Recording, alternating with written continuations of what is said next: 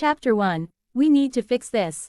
It's an injustice. In an unknown space, a male voice shouted indignantly. It was the humanoid manifestation of a primordial entity, reality.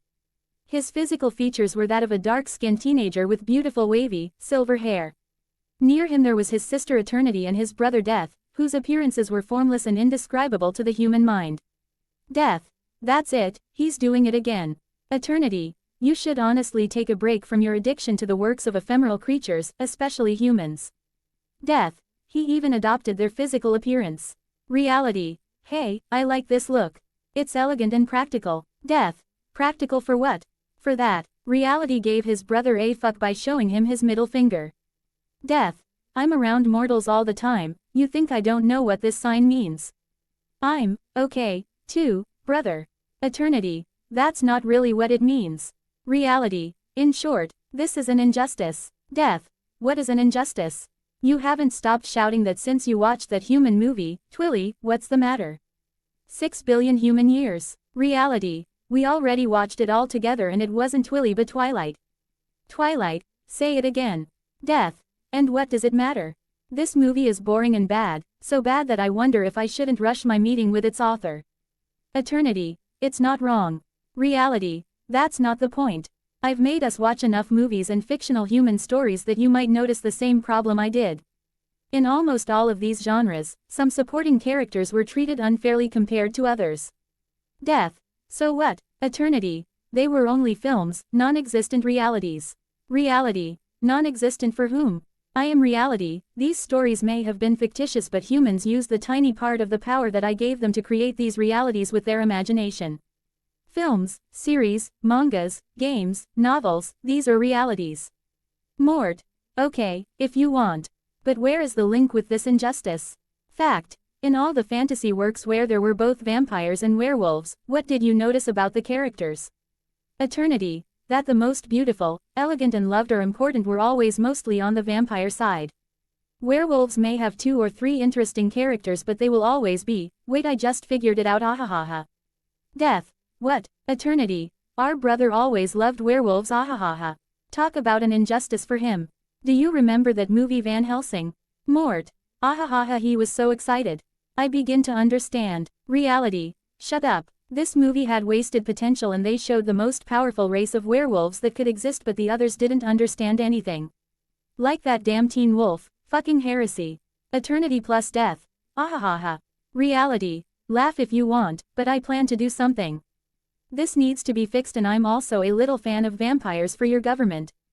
Death. Whatever you want, but how are you going to do it?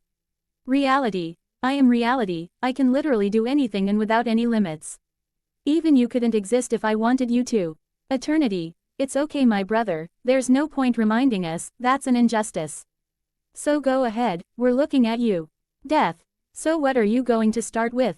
Twilight. Reality. It's Twilight, and damn you're trying to provoke me. Prepare something to eat and drink, I've already found my target. Eternity. Let me guess, Jacob. You're going to change history, right? Reality. No, I have too much respect for the author's effort to change everything like that, they are a bit like my children. I'm going to send little Jacob a gift to help him be less pathetic in his treatment. You realize, he begged Bella to kiss him while she flat out begged Edward to fuck her. Eternity. Ooh, death. Oh yeah, pathetic. Worse than that you die. With a snap of reality's fingers, a large, very comfortable sofa appeared in front of which a very large screen materialized. Right in front of the very large sofa, a table with drinks and snacks was also materialized before reality came to sit down. You better make it distracting at least, Eternity said taking the form of a very beautiful Asian woman to sit down too. Go ahead, luckily there's Coke to drink. A handsome man with brown hair and very pale skin sat down too. It's Death and the 3 were completely naked, they didn't even have any genitals organs because they didn't see the use of it. Reality. Good but know that the interesting changes will only come in the events of the second film probably if Jacob does things right. We're going to have to redo the first part. Death. The bastard. Eternity. You really are a sadist. Reality. There will also be changes on Jacob but events will take exactly the same direction or almost. I'm not going to change that, it would be another reality resulting from the efforts of this human.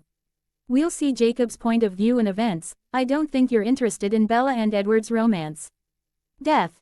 No thanks. Eternity. It's okay, we get it. Chapter 2, Welcome Gift.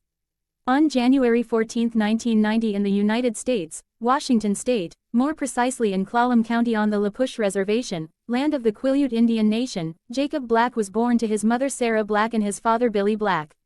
When the child was born, before he even began to cry, a malignant shadow invisible to everyone entered the infant's body through his nose and mouth. As if the child was aware of what had just happened, he immediately started crying, but to everyone else it was completely natural and there were no apparent abnormalities. The entities. Death. I generally have no sympathy for humans, but my brother is just a baby. What did you just do to him? What was that? A demon you created to possess him? You are truly sadistic. Eternity. Looks at reality. If you weren't stronger than me, I would have given you a slap that would have hurt you forever. Reality. Hey, calm down. I just gave him my blessing. It's a kind of gift to change his behavior and grant him some bonuses. Death. This dark thing. It feels like an extension of myself when I come to take away the lives of mortals. Reality. And it's me you're calling a sadist. Just shut up and let's watch. Alternative reality. The arrival of little Jacob was a very happy event for the family, and his presence delighted the hearts of his parents but also of his two older sisters Rachel and Rebecca. Harry Clearwater, the elder of the tribe and head of the clan council, organized a ceremony to welcome the child into the tribe. There was general joy. A week later they received a visit from Charlie Swan, Billy's friend, and also from the tribe working in the local police, and he came with his daughter Bella, aged 2 years and just a few months old. Charlie was quite happy about the news for his friend, but he and his wife Renee were going through a tough time at the time. Divorce was on the horizon, so he needed to talk to a friend about it, and the Jacob's birth brought a little joy somewhere. This evening they had a few beers. Time skip. There you go, Mom. Today I'm 14. As you can see, I have grown up a lot. I miss you, Dad, and the girls miss you. May the spirits of our ancestors take care of you. I love you. Jacob said in front of his mother's grave before getting on his motorcycle and then riding towards the house. 10 years ago, when he was barely 4 years old, a tragedy struck his family. His father and mother had a serious accident which was fatal to his mother and paralyzed the entire lower part of his father's body, now in a wheelchair. I haven't read the books, so this event is purely made up by me. Growing up, Jacob was always lively, curious, and quite mature for his age, especially compared to the children of his generation. He cried for his mother but very quickly understood that life was like this after the explanations and comfort of his elders. Of course it wasn't immediate, but he was able to move forward faster than some adults. He had shown a great interest in mechanics, and the least we could say was that the boy had monstrous talent, and moreover, the motorcycle he was riding, he had assembled himself from a casing and spare parts. That wasn't all, because contrary to what was shown in the film, I don't know the novels, Jacob had a lot of energy, and just like with mechanics, he had also developed an interest in sports, and there were some fitness tools in his workshop. For being only 14 years old, Jacob looked taller and slightly muscular and healthy. In terms of his education, Jacob did quite well at the Reserves High School, and he had many friends among his people. In addition to being a handsome and intelligent young man, he also had a very good reputation. Today, for his birthday, Jacob asked his father for permission to work part-time at the garage. It was a small garage located in town owned by Dean, a member of his community and a friend of his dad, who had agreed to hire him on the condition that his father agreed. Billy was extremely proud of his son, and he knew why Jacob wanted to do this. Billy, because of his disability, was no longer able to work now, and despite the help and support of the tribe, someone had to bring back something at home, and Jacob was going to do it. Although proud of his boy, a feeling of shame had invaded Billy's heart, because somewhere it was his duty and he felt like he was a burden, not to mention the fact that he was a little afraid for his boy because of a certain family who came back to settle in the area, the Cullens. The entities. Death. Ya WWWN wipes the tear from the corner of his eye. Boring. Eternity. Stop, you're overdoing it. Honestly, I like where this is going. He seems much more interesting to me than the weakling we saw in the first film. Death. Yeah, let's also hope that in front of this girl he doesn't become a simp again. Reality. That would surprise me. What I put into him brought something very important. Eternity. What then? Reality. Pure common sense. Mort. We'll see that. So far so good. Reality. Alternate reality. Time skip. A year later, an event that delighted Jacob took place. Bella Swan, Charlie's daughter and childhood friend, had returned to Forks to her father. It had been several years since they had seen each other and Jacob was happy because he always had a crush on her. Besides, when they were little, during their games, he often told her that he was going to marry her. Obviously these were childish words, he didn't even really know what marriage was and what it entailed. Looking at his parents, he just knew that they were a happy man and woman together all the time. Jacob, his father and Charlie, Bella's father, had been preparing the girls' welcoming gift for a week.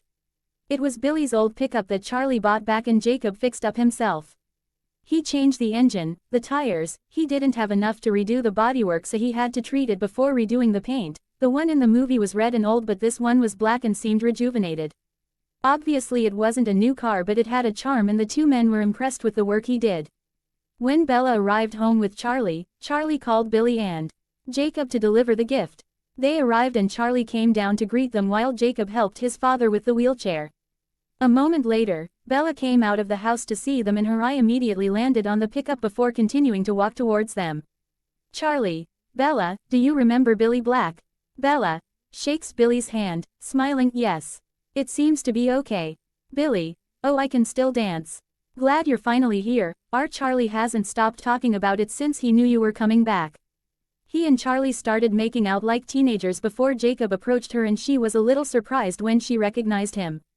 This Jacob was a little more muscular and taller than the original in the film at this point. Jacob. Hi Bella, I'm Jacob. Bella. Yes, I remember. Jacob. We used to make mud cakes.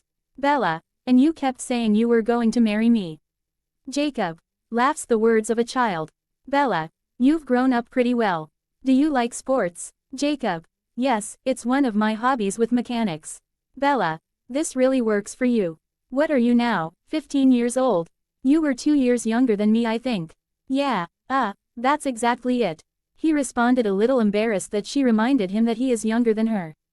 Bella looks at Charlie and Billy, are they always like that? Jacob.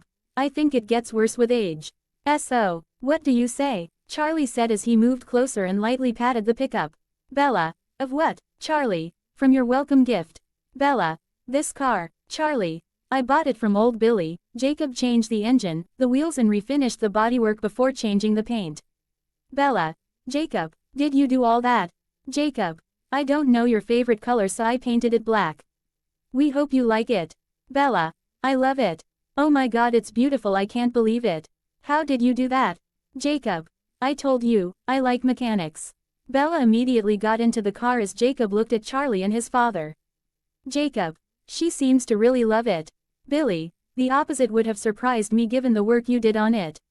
You could have had this car for yourself. Jacob. I prefer motorcycles. Charlie. Thanks again for all that Jake. Jacob. You're welcome. He walked around the car and joined Bella inside as she marveled at her first car. Jacob. Sits down, oh yes, I also changed the radio but don't tell Charlie. Bella. Jacob I don't know what to say. Jacob. Well, don't say anything. Welcome among us. Bella. Do you want me to drive you to school? Jacob. Nah, I go to the reserve school. Bella. Oh, that's right. That would have been cool, I just got here and you're the only friend I have here. Jacob. For now, you're definitely a great girl so you'll have friends there even faster than you think. Bella. Definitely. Jacob. Ahahaha. The entities. Death. You're talking common sense. He gave her a car as a welcome gift. Reality. You know, this is why sometimes you have to keep quiet. Your stupidity keeps leaking from your mouth. Death. He's a simp. Eternity. Giving someone a gift doesn't make a person a simp, it's doing it too often expecting affection or consideration in return that's the problem. In addition, it is not Jacob's gift but Charlie's gift to his daughter with Jacob's help. Reality. Thank you. Looks at death, you see, she not only looked but she also understood unlike you. Mort. We'll see. Chapter 3, Instinctive Anger. A little later while Jacob was working at the garage in town, a customer came to change the tires on his car because the roads had become slippery. Jacob was very impressed with the car, it was a beautiful black and gray Mercedes but since Dean was already busy on another car he had to take care of it. The job was done very quickly and the customer came to collect his car later. When Dean saw who it was he became very tense and looked at the person with a thin trace of hostility in his eyes, it was Edward Cullen. Jacob looked at him as well, and without really knowing why, a total hostility grew within him like an inferno when he saw him. Quickly his body heat increased and he could even hear his own heart beating, but he ignored all of that to look into Edward's eyes as Edward did the same. "Jacob," someone called, but he didn't answer. "Jacob," Dean called this time, grabbing his shoulder, snapping him out of his trance as Edward had already gotten into his vehicle. "Dean, it's okay, you can go back to the reserve and rest." "Jacob." "Dean, I don't know what happened earlier, it was weird." "I'm sorry, Dean." "Dean, don't worry about it, Jacob, and go home. Above all, don't forget to calm down before resting. You understood me, Jacob." "Dean." "Jacob, do you understand me, Jacob?" "Yes." "Dean, what should you do?" "Jacob, rest." "Dean, that's good, now go ahead." Jacob got on his motorcycle before leaving while Dean stayed with a serious look while looking in the direction Edward had gone. The entities. Death. I like this Dean, he wasn't in the movies. Eternity. Your observation skills are as incredible as ever. Alternative reality. Jacob's POV. Dean was right, I really needed some rest, some quiet and some sleep, it did me a lot of good. In the evening, he came to speak with my father, and although I did not hear or understand all of what was said between them, I was able to understand some things, but it was far from what my father was going to tell me. He brought me here to tell me the legends of our tribe, our link with the wolves, but also the Cullens, as well as their meeting with our ancestors from the time of Harry Clearwater's grandfather. It was crazy. How did this family survive without aging from that time to now without people being able to notice? At first I thought he was talking about their ancestors who were certainly enemies of ours, but they were in fact talking about the one and only generation of Cullens still present. I put it all down to a fable, just like the rest of our legends. Father also warned me about myself and that I will certainly have drastic physical changes in the near future. He was certainly talking about my puberty started several years ago already. It looks like this man is going senile. Time skip. Weeks passed and I was mistaken in thinking that my father had gone senile. Changes really started to appear in my body and it was amazing. I received a growth spurt. I was a good height, but I got a little taller until I was 6 feet tall. I could jog for longer and longer periods of time with excellent endurance, and I could lift heavier and heavier weights, although by exceeding my limits each time, my muscles had gained volume. That wasn't all, I also felt like my intellectual faculties had also received a boost. I learned things faster and faster and I worked better and better. I even got a raise at work and my grades were the best in school. Obviously, all this attracted attention in the tribe. It was looks of admiration for the youngest, but for the elders, it was looks of pride, as if I had been blessed by the spirits of our ancestors or something like that. They weren't really surprised by all this, but they seemed to know things about me that I didn't. I received more and more looks from the girls of my generation, who often came to bring me cookies or fried fish while I tinkered in my workshop so that we could chat. Likewise, I also got insistent looks from Sam Yulee, a respected man of the tribe. He gave off an aura that I could describe as authoritarian, and there were other young people with him. I didn't know why they were hanging out together, but he seemed to be waiting for me.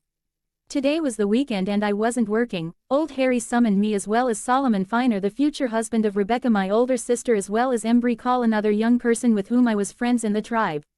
He sent us to ensure that there were no problems with young people coming to enjoy La Push Beach on our territory. Of course there was nothing wrong with that, and visitors were welcome as long as they were friendly and respectful like Charlie. We went there and we saw some young people who were surfing. There were also a few vehicles belonging to them, and sitting on the front of her vehicle I saw Bella with some friends of hers. It was a van in the movie, but in this reality, she loved her car too much. A rush of excitement had in me under the amused looks of Solomon and Embry before we went towards them. General POV. Bella, Jacob called as he got closer. Bella, Jacob. The surprise was visible in his eyes. It had been weeks since they had seen each other and Jacob had still grown up. The girls tried to fix their hair and looks quickly for one simple reason: Jacob was hot. He was tall and quite muscular with very long hair. Embry and Solomon started giggling when they saw that. Bella, what does it do? 3 weeks. Why didn't you come see me? Jacob, difficult to find time between work and classes. Embry, but don't worry, he talks a lot about you at the reserve. Solomon, you remain his eternal crush.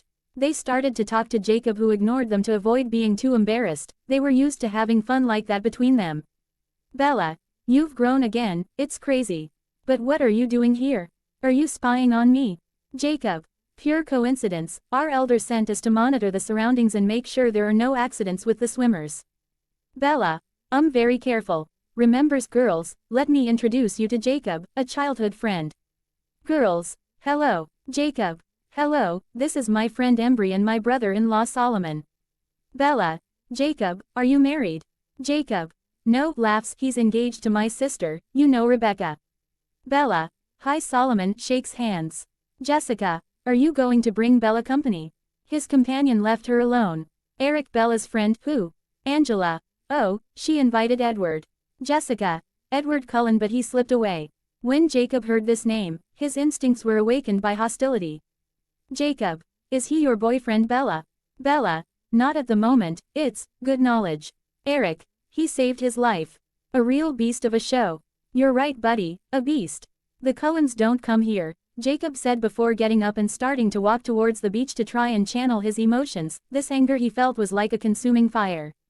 Bella also got up to follow him and ask him what he meant by that. He tried to skirt the subject but she insisted and he told her about the tribe's legend about them, not in depth but vaguely, and even she found it intriguing and tried to find out more, but he insisted, saying it was just a legend.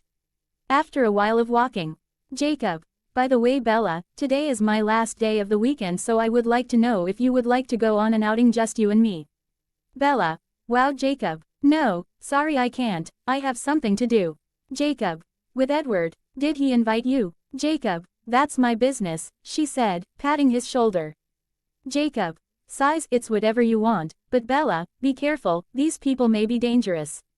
Bella, Jacob, can you stop? You know nothing about him or his family other than the legends of your tribe. Jacob, that's why I said, maybe. In short, take this advice as you wish, there is no problem here, so I'm going back to the reserve. Say hello to Charlie for me. He walked away, leaving her with mixed emotions. Chapter 4, Let It Go Jacob. It was exactly 7:10 p.m. when Jacob left work the next day to go home on his motorcycle when suddenly, he was by intuition or instinct drawn to an unknown place by following the alleys behind a bar where he heard a commotion. Come on, let it be my darling. We saw you in the clothing store earlier. Why do you want to avoid us when we can all have fun together? Jacob saw there 6 men harassing a girl with the aim of certainly sexually assaulting her, but as he got closer, he saw that the young girl was Bella. Anger, adrenaline and a rush of violence immediately rose within him as he ran towards them with a speed worthy of the best athletes. Bam! He punched the first guy with full force and he clearly felt the guy's jaw crack upon impact. He immediately laid down on the ground without any consciousness. Bella, Jacob, I don't know what you're doing here at this hour, but get behind me Bella. He said before pulling her out of there. Damn Warren, one of the guys said, looking at their friend on the ground.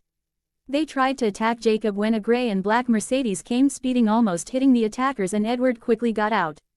Edward, to Bella, get in quickly. Bella, Edward, what are you doing here?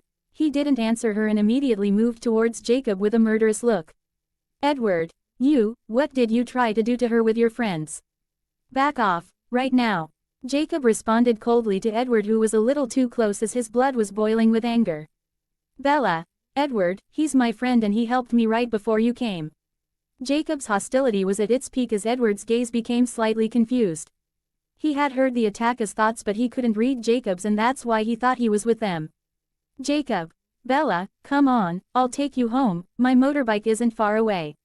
Edward, Bella, get in the car, I can't let you go home like this. She looked towards Edward and he held out his hand, which she took. Jacob, Bella, I'll go with. Edward walks towards him. Jacob, thanks for everything, I don't know what could have happened if. Interrupted. Jacob, it's okay, go with him. They left as his eyes met Edward's before he took a deep breath in hopes of drowning his anger. The attackers had until now remained silent in Edward's presence, as if paralyzed by fear. Slowly, Jacob turned towards them and without even warning, he attacked to vent his anger on the 5 men, the first with a front kick right in the solar plexus, another hit him with his fist, but Jacob didn't flinch before sending him a right hook that put him to sleep immediately. There were 3 men left standing and they were terrified of him and the look on his face. He was thirsty for violence as his long hair fell over his face. The next day a case broke out. 6 men were found, all in critical condition, and several of their bones were broken. They could not identify their attacker because it was dark. Jacob's face was difficult to see and they did not want anyone to know what they were doing there. Jacob hadn't told anyone except Dean about this because he was a little ashamed of what he had done. It wasn't in the values of his tribe.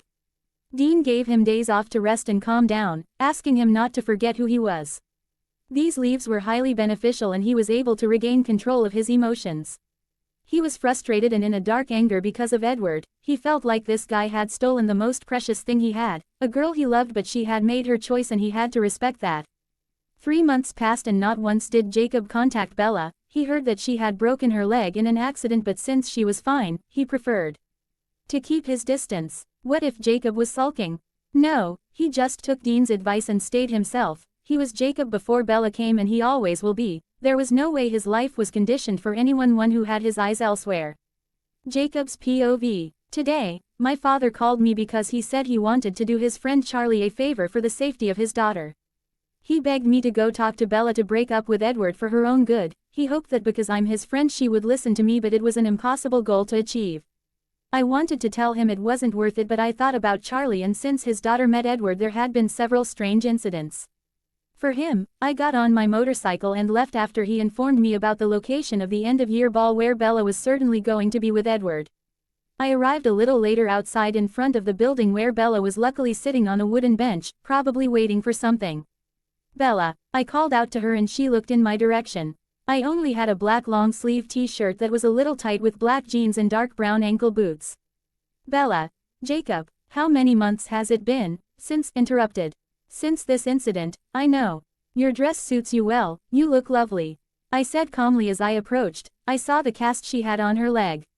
Bella, thank you, but why have you been avoiding me since that day? Not even a call. Bella, I'm not avoiding you. I have a life, concerns, a father with a disability and a job. I was just busy on my own, but it's not like you don't know the way to the reserve. If you wanted to see me we would have seen each other. I said calmly with a slight smile while she was embarrassed. Listen, I didn't come to waste your time. You have a ball to attend, but I just came to deliver you a message from my father. This old man loves you like his own niece Bella and he wants your safety. He sent me to try to convince you to stay away from the Cullens. Bella wanted to speak but I beat her to it. I know, it's none of our business and I still don't know exactly why he thinks they're dangerous. You may already know this on your side, or maybe not, but he says that for your safety and not to see his old friend sad or worried. Personally, I think you're a big girl who knows what she's doing and where her path will take her. When you need help, you know where my house is because after all, we're friends, right? I said while she looked at me with slightly guilty eyes. I'm not stupid and neither is she. She knows that I love her, but she made a choice and in itself there is nothing wrong. Bella, it's done. You come. Edward saw it as he walked out of the building, but I didn't even want to look in his direction. Give me your hand, I'll help you up. I held out my hand to her and as she was about to grab it, Edward grabbed my wrist. Edward. Jacob, I'll take care of her. This bastard dared to touch me. My temperature skyrocketed, but I don't know by what force I took a deep breath without saying anything before leaving for my motorbike. Take care of yourself, Bella, I said as I started. I didn't know why, but my heart wouldn't stop beating fast and a burning feeling invaded my chest. I didn't know what it was, but I had to. At any rate, I leave there. Bella. Jacob, there's no hurry, you can also enjoy the ball. Interrupted. Sorry Bella, but I have to go to work, I said as I left. I didn't go to the reserve or to work, but I had to go somewhere isolated and far away from everyone. I finally made it far into the woods with my heart beating so hard it felt like it would explode at any moment. My temperature was so high that steam was coming out of my clothes. I was afraid, I was very afraid until deep inside I heard a voice. Let yourself go, Jacob, everything will be fine. Free everything. I tried to resist, but the voice insisted, release all, Jacob. I let the feeling explode and immediately lost consciousness as excruciating heat and pain took over my entire being. When I regained consciousness, my body was moving quickly, very quickly, and a new sensation invaded me. I felt new, I felt reborn and free, yes, totally free. I looked around and down. I saw my upper limbs. They were huge hairy hands ending in sharp black claws. Strangely, everything seemed so natural to me that I didn't panic and went to the nearest watering hole with all my instincts and senses multiplied to I didn't know what power. I felt strong and even more comfortable than usual. Arriving at the water point, I looked at myself and that's when everything got mixed up in my head. In my reflection, there was a huge, very dark brown werewolf with glowing purple eyes standing on 2 hind legs. I was a mix between a ferocious wolf and a very muscular and horribly tall human. It was both magnificent and terrifying, but it was a shock that made me scream.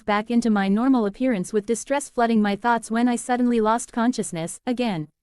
General POV. Sam and his pack were patrolling the area when they heard the distant howl, and without even wasting their time, the giant black wolf and the others rushed towards it. The howl was coming from an unknown wolf, and seeing the power, it was probably another alpha, and perhaps with his pack on their land. In a very short time, they arrived at the waterhole where they saw the source of the smell they had followed so far, and they very quickly recognized Jacob lying there completely naked. Sam approached Jacob growling and sniffed him before lightly licking his face, then gently grabbing him in her fangs to bring him back to the tribe with the others. End of events of the first film. The entities. Eternity. I knew you were going to do something like that on his werewolf race. I knew. Death. Well, I admit, it looks promising, but I have some questions. Reality. Yes, indeed, in the original version, Edward can also read his thoughts, but in this reality Jacob is not a normal wolf, and yes, he is the giant humanoid werewolf type. I told him I gave him the ability to master very easily. Finally, we follow Jacob and not the others because he is the subject that interests us. The story would have remained the same if we had followed the points of view of all the protagonists, unless you wanted to see the romance scenes again between Bella and Edward. Death. You're crazy. You'd have to be a masochist to do that to yourself again. I have no more questions. The bastard responded without even hearing them. Reality. You're the bastard yourself. I'm nothing without you, Edward. Eternity said dramatically as she took Bella's form. Bella, I hurt so much being with you, but I can't live in a world where you aren't here. Death mocked, taking Edward's form. Let us love each other in danger without having any respect for my poor father who is worried about me or any of my loved ones. Only our love matters, the others are nothing. Eternity finished before the three laughed stupidly at their antics. Chapter 5, A New Wolf in the Tribe. When I woke up in the morning, I was peacefully in my bed, although the last time I remembered I was in the forest. Someone had clearly brought me back there. Lying still in bed and completely motionless, I thought and quickly made the connection with the origins of my tribe because according to legend, we are the descendants of wolves. I was certainly not the only werewolf in the clan, but it was only a hypothesis that needed to be confirmed, but other questions immediately came to mind.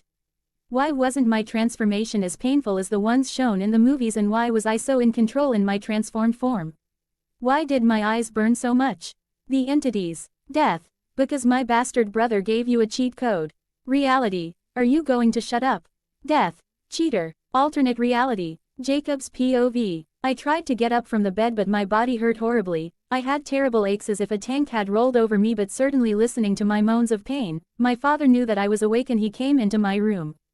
Dad, I said painfully. Billy, I'm here. Jake, I know you're scared, but interrupted. No, I am not afraid.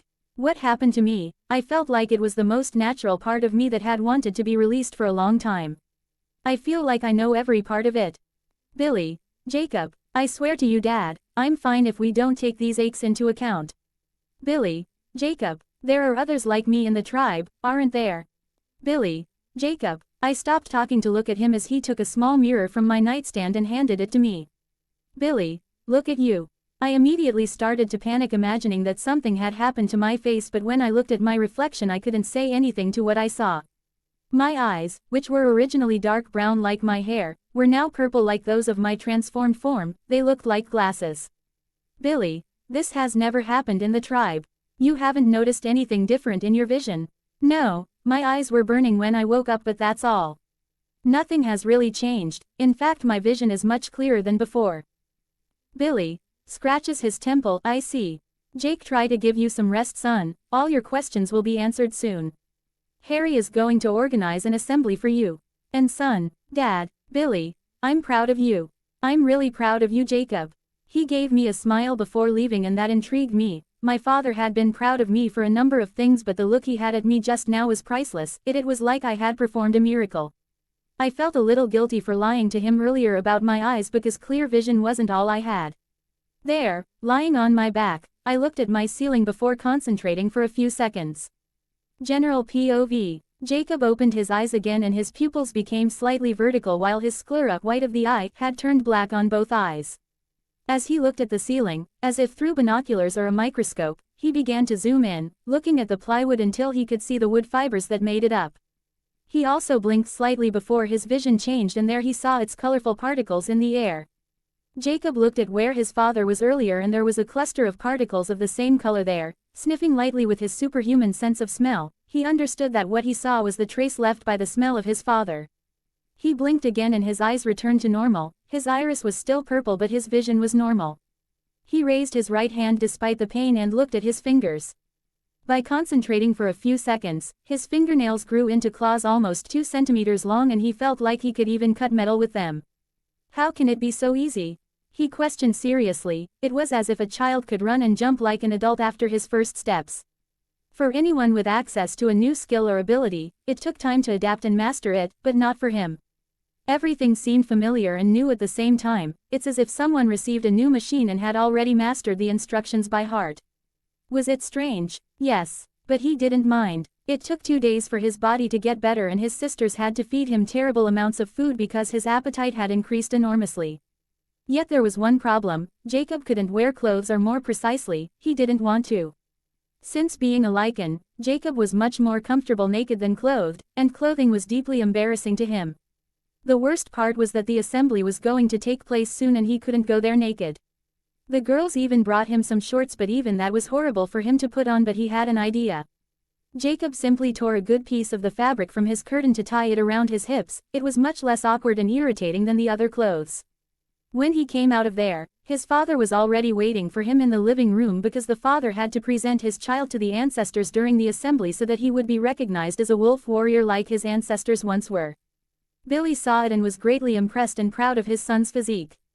Jacob was taller but also a little more muscular than before, but even if the volume gained was not very great, his muscles had become more chiseled and defined. It looked like he had done a lot of trimming work.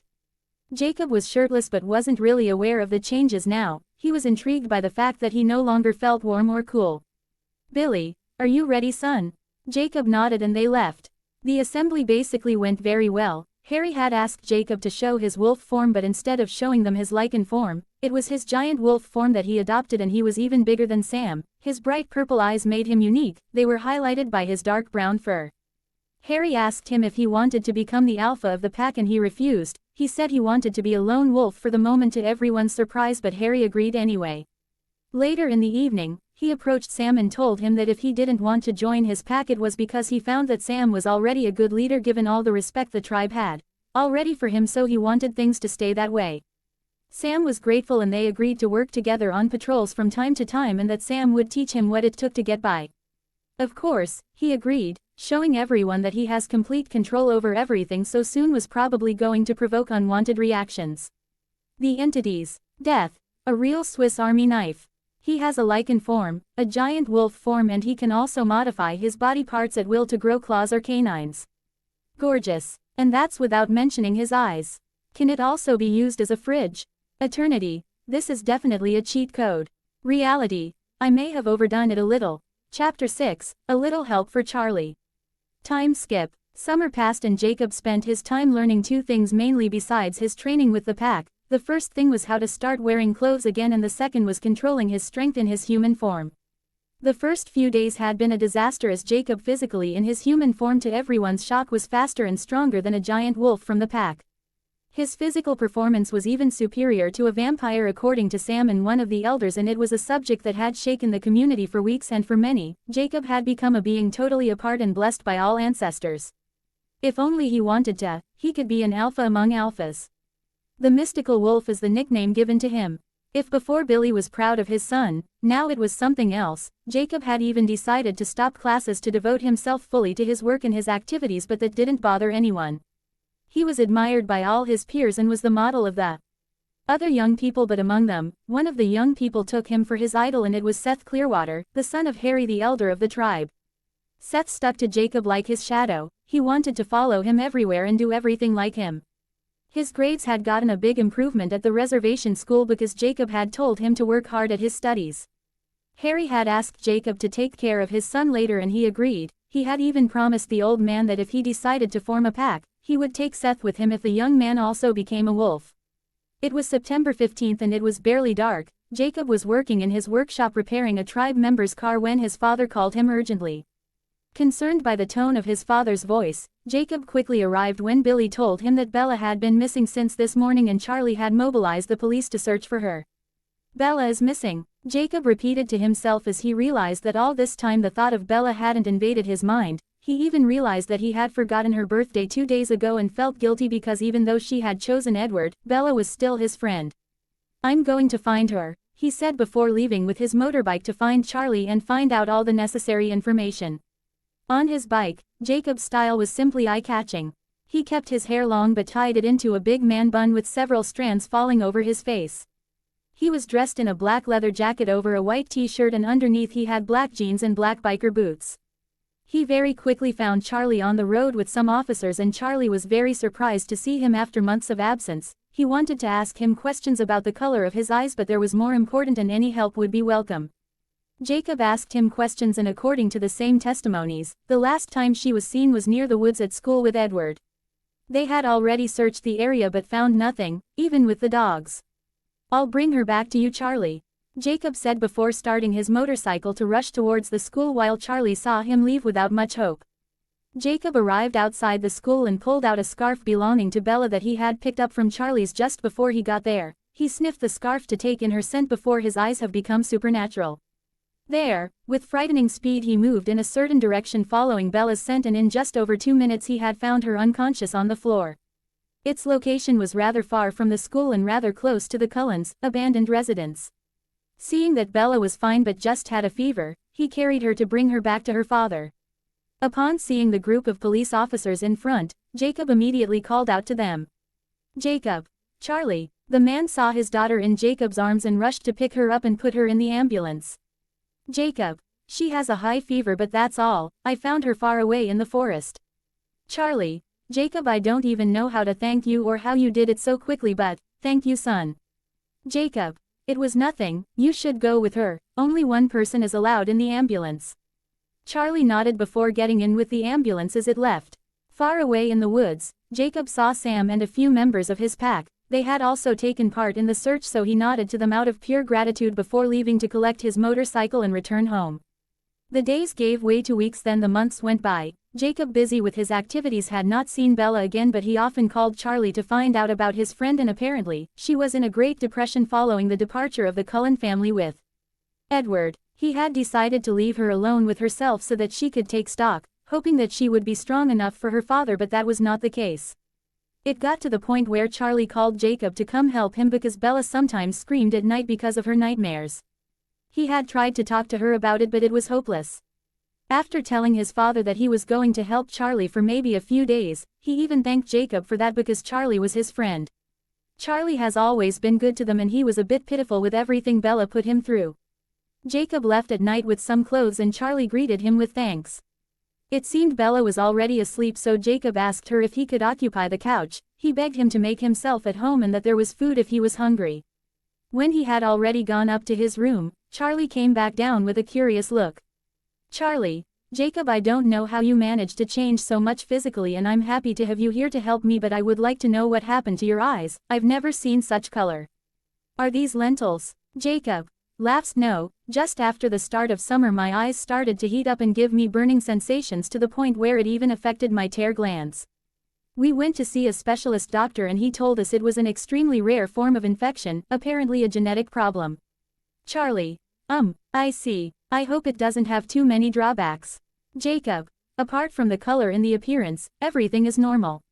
Charlie. I see. It's cold, it's winter so I'm going to get you something to properly cover yourself with. Thank you, gladly, he replied with a smile. He didn't really need it but he had to play the game. During the night while lying on the couch, Bella immediately started screaming in her sleep because of a nightmare and like the wind, Jacob was already in her room and approached her to calm her down.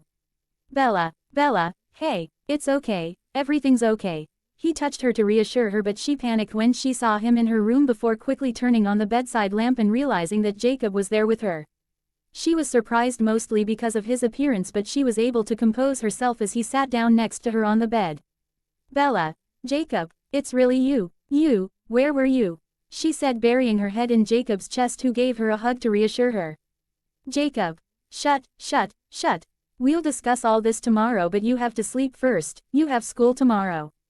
Confused at how he spoke to her like a big brother, she ignored it and tried to go back to sleep due to fatigue as Jacob gave Charlie a thumbs up outside, who also did the same. Jacob wanted to get up and go back to the couch when she held him and asked him to stay a little longer because she felt safe with him there. The next day, Bella came down from her room ready for school to find Jacob having breakfast with Charlie. "Bella, I really can't believe you're here. Jacob, come have breakfast with us," Charlie said. It's been a while since he had breakfast with anyone in this house. "Bella, not hungry and I have to go to school." "With what car?" Jacob said before waving Bella's vehicle key in his left hand. "Bella, are you serious, Jake?" "Jacob, come sit down, I've prepared your plate and I'll take you to school myself." "Bella, Jacob, I'm serious, it's on the road for my work so it's convenient," indicates the seat. "Come on. It is the most important meal of the day." "Bella, why are you doing that? You're wasting time, Bella," he said amusedly as she came to sit down. Jacob had made a small salad with a vegetarian croque monsieur, a French recipe. "Bella, did you do that? Is it good at least?" "Jacob, Charlie, I'll leave you the surprise, Bella." She started with the croque monsieur and was surprised at how good it was. "Bella, Jacob, damn, how did you do that?" "Jacob, no bad words at the table, Bella, originally it's a French recipe that I modified a little. Cooking is also one of my little pleasures." He only became interested in it during the summer, and in addition to his crazy learning abilities, his superhuman flair and taste allowed him to be much more precise and imaginative than normal humans. He had enormously energy, so doing several activities was fun for him. They ate while chatting about everything and nothing before finally leaving after Charlie. Jacob, as promised, drove Bella to her school, and when they arrived, all eyes were on Jacob, who was totally hot. He lifted his motorcycle, which was in the back of the pickup, to put her on the ground as if it had no weight, the amazement of everyone and especially Bella. He said goodbye to her before driving to work. As Bella was walking, Jessica came to talk to her. "Who was that handsome brunette? He's just too hot in his eyes." "Bella, hi Jessica, it's Jacob, I introduced you last year at La Push Beach." "Jessica, is that him? The guy from the reserve? He was handsome at first but now he's a real wolf." "Bella, it's true that he's special, he came to the house to help my father." "Shall we go to class?" They rushed as the bell rang to join the classes. Chapter 7, A Different Jacob. For exactly 2 weeks, Jacob stayed with the Swans, and he brought a little more warmth into the house, eating breakfast together, taking care of the housework, dropping Bella off at school, watching movies with her and Charlie, or playing board games with them. They were simple things that strengthened the bonds in a family, but that Charlie and his daughter never had the time to do because of Bella's obsession with Edward. Charlie was happy to be so close to his daughter and was happy to have Jacob with him. It was like having an older son at home, not only because of Jacob's attitude towards him but especially towards Bella, that he literally treated him like his little sister even though he was only 16 years old despite his great maturity. Even though she still dreamed of Edward, the hole in her chest had started to close because Jacob was like the son to her, to the point where she started to develop strong feelings for him, and that was normal since he was just perfect, except he didn't treat her like he used to. For Jacob, it was the last day there. He had honored his promise to Charlie, and a good guest knew when to leave. While in the night he was sleeping on his couch, Bella started to stir again in his, and as usual, he was already here and he calmed her down. Once again, she hugged him and he reassured her, but seeing that Bella couldn't fall asleep again, he sighed and asked her to wait before going down and coming back with a log of wood and a knife. Bella, out of curiosity, wanted to know what he was doing, but he asked her to stay in the warm bed and wait for him to finish his gift while he started to cut the wood through the window. "Bella, Jacob, why are you doing this?" "Jacob, it's just a sculpture and it's to help you stop your nightmares."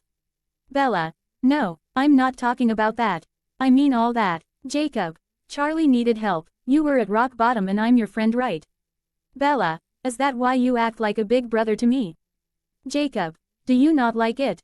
Sometimes people need friends, other times they need a brother or sister, but in both cases they need a strong dose of love. I was in love with you once upon a time and things seemed confusing, but I learned to love myself more and everything is better for me." "Bella, so, your feelings for me are gone." "Jacob, I realized that I didn't stand a chance against Edward in your heart, so I put his feelings away in my mind to be your friend and nothing more." "That's what you wanted, right? You knew I was in love with you but it wasn't reciprocated, so I just accepted it." "Bella, Jacob," I interrupted. "Jacob, it's okay Bella, I didn't suffer long.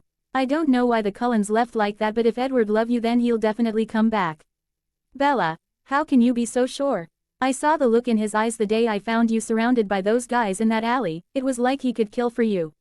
He himself won't be able to stand being away from you, Bella. I don't really love him, but I at least know that he loves you as stubbornly as you love him, and I can swear to you that he will come back if you don't forget it." He turned to Bella and handed her a beautiful wooden sculpture of Edward's bust, and the details were extremely precise. When Bella saw her gift, her breath caught before she took it and started crying, and Jacob pulled her into his arms where she cried even harder. "Jacob, let it go, Bella, cry and let your sadness out. I'll always be there for you, but Charlie too. Your father needs to help you. He needs you to be his daughter, but you have put distance between you and Charlie. A daughter should seek comfort from her father." "Bella, I'm sorry." "Jacob, it's going to be okay now, go to sleep, you have school tomorrow. I'm going to drop you off at school and then I'm going back to the reservation." "Bella, already?" But interrupted. "Jacob, I have a lot to do there and I've already been away for too long.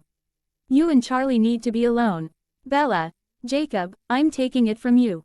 "Jacob, it's not like I'm going to the ends of the earth, you know the way to the reserve, but next month I'll be pretty busy.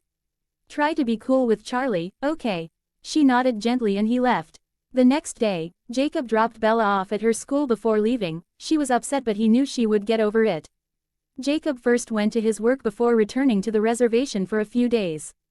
Being a little tired of Forks and seeing the same faces all the time, he needed a little novelty, so one day he took his motorcycle and went to Seattle, where he was going to enjoy some of his money and of one of his abilities that until then, he had not yet put to good use.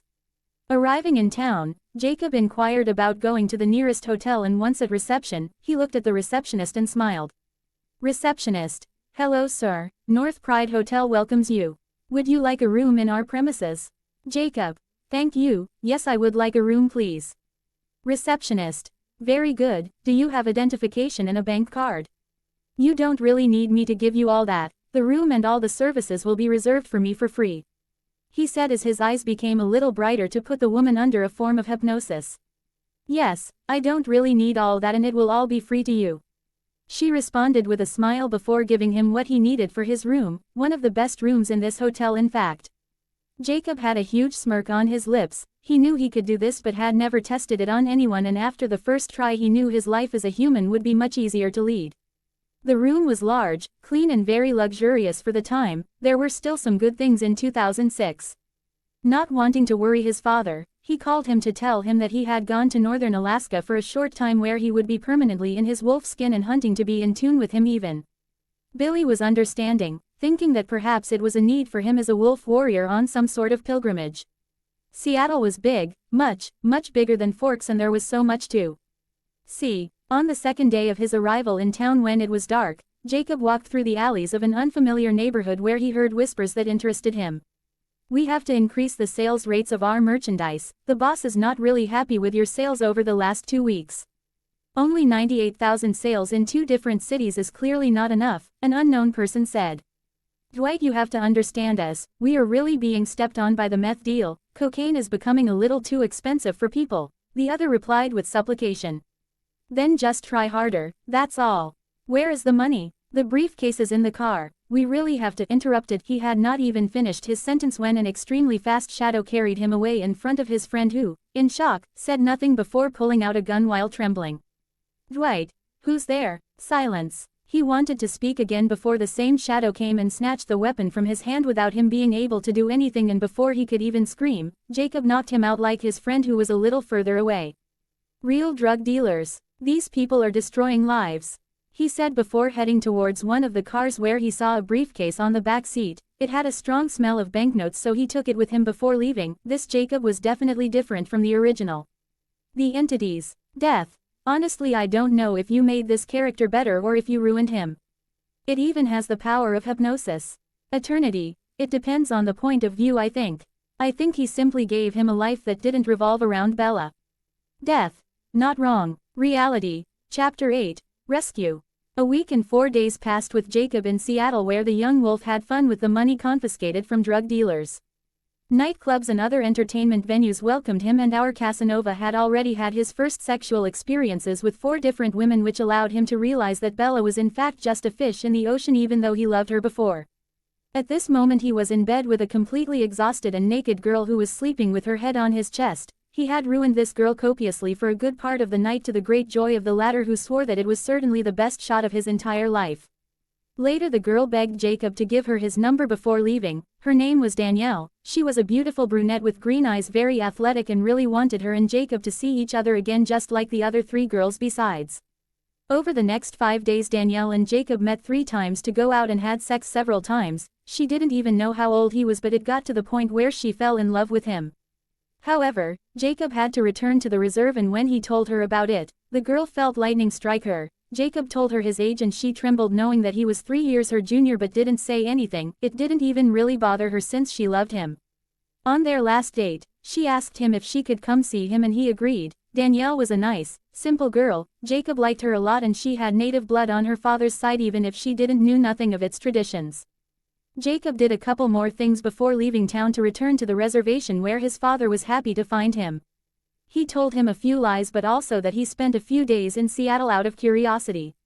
He told his father that city life definitely did not appeal to him and that he was better off on the reservation, and his father, although surprised, was happy with the result of his son's experimente.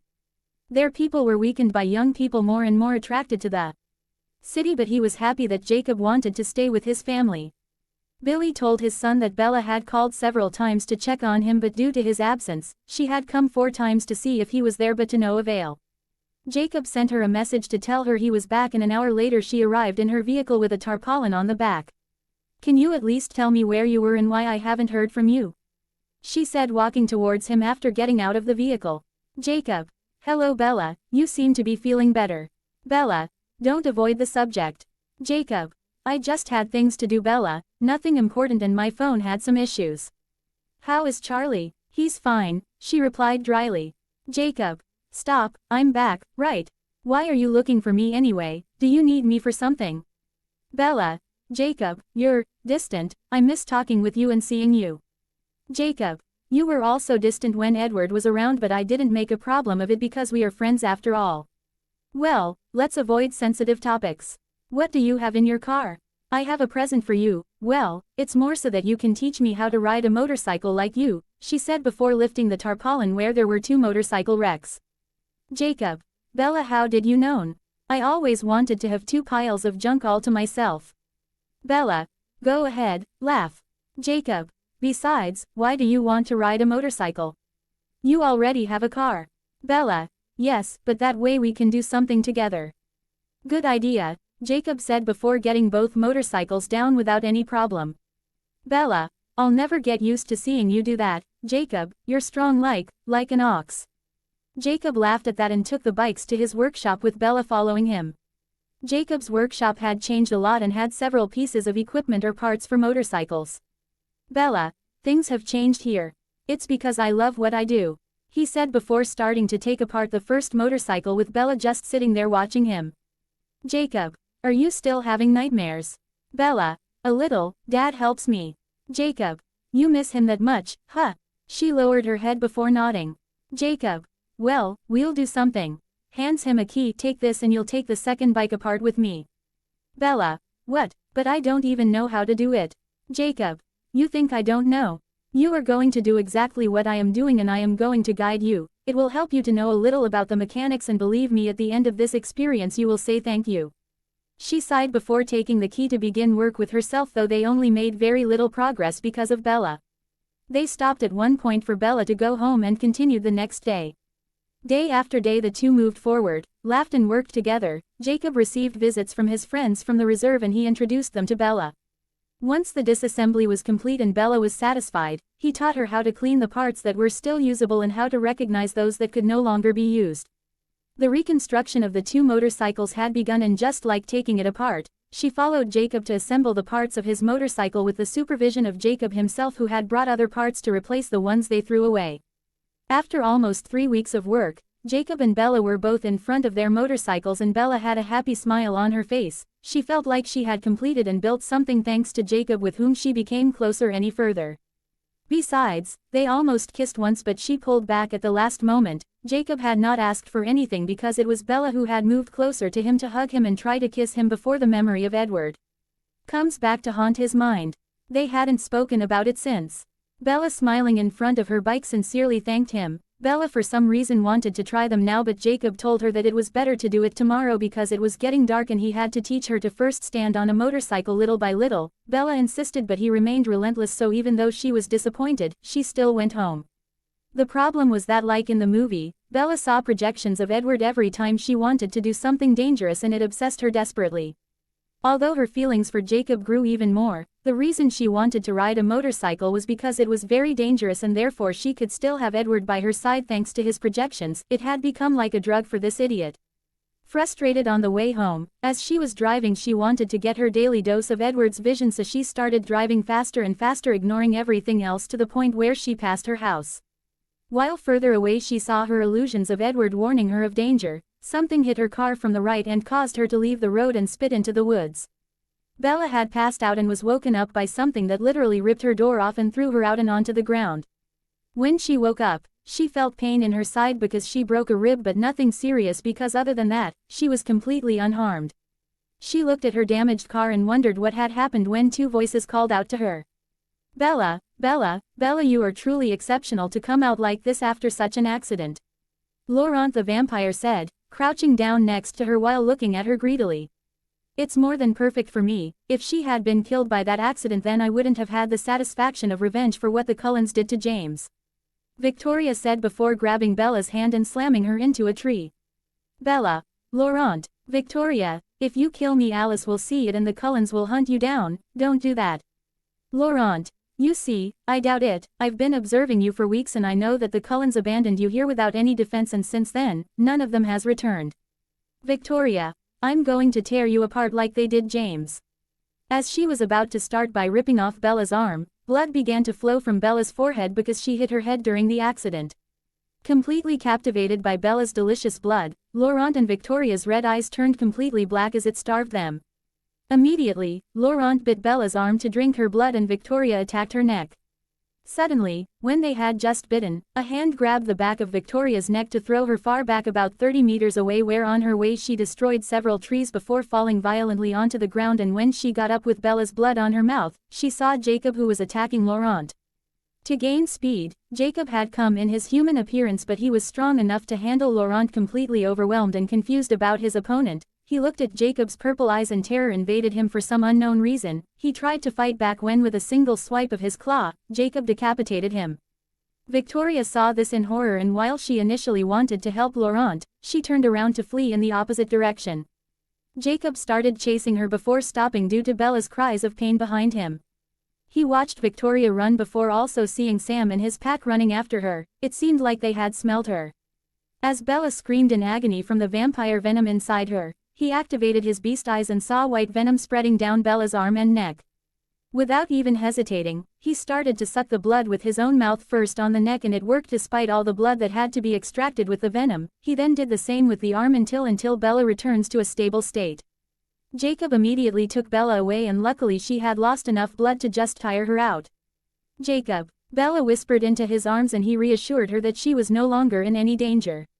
"Bella, Laurent, Victoria, you fought them. How is that possible?" "Jacob, how is that possible? I hope you asked Edward the same question when you found out he was a vampire." "Bella, I don't know what you're talking about." "Jacob, don't take me for an idiot. You take everyone for idiots, but I've known about all of this for a while now."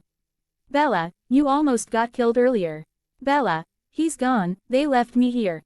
What still matters?" "Jacob, you're so selfish, it's hurtful." "Whatever. Have you thought about Charlie?" "To your mother." "Bella." She didn't say anything more, and he continued to carry her towards the nearest hospital, and once he got there he called Charlie to tell him that Bella had been in a car accident while dodging a deer on the road. Fortunately, thanks to Jacob's saliva, his bite marks had closed and nothing serious happened to her. Even the fracture in her rib was not complete and did not pose a danger as long as she did not make any sudden movements to the side. They kept her under observation and treated her to release her the next day.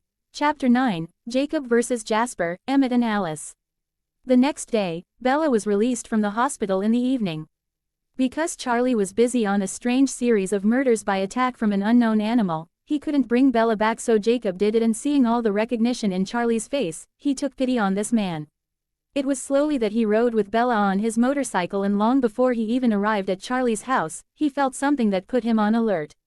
Jacob. Bella stays there quietly. I smell several vampires in your house. Bella looked away and recognized a vehicle outside. It's Carlisle's car, she said as she got off the bike and ran towards the house before Jacob grabbed her arm. Bella. Let go of me, Jacob, it's them. Jacob. It might as well be a trap. Bella. Jacob, please. He gave up and let her in like she wanted. When Bella entered her home, she was surprised by Alice, Emmett and Jasper.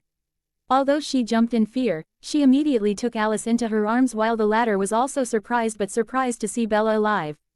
Alice. Bella. Emmett. She's alive. They separated. Alice. Bella, can you tell me how you managed to still be alive?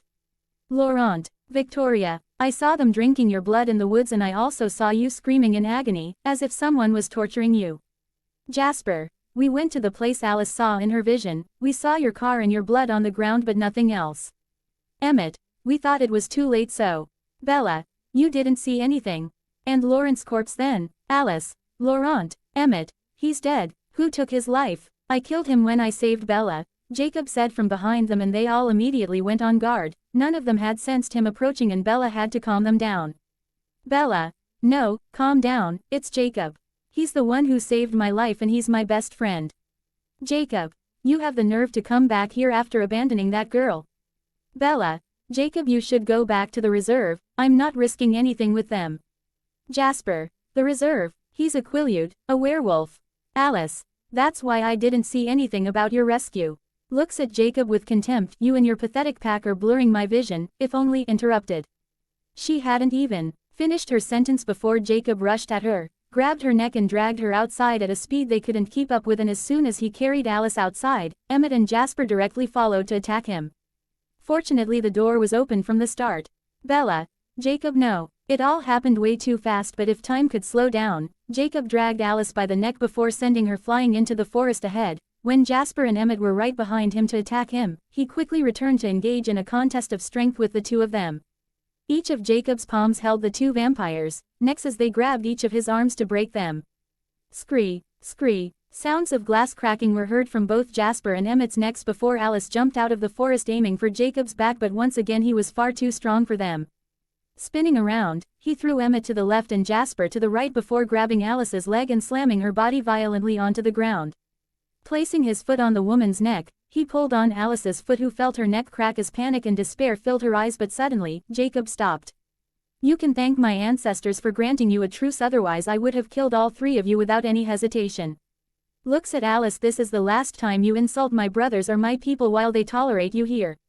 When he turned back to Bella, she came closer and slapped him. Jacob knew she could hurt her hand, so he moved his head to accompany the movement of her hand. Bella. I want you to leave.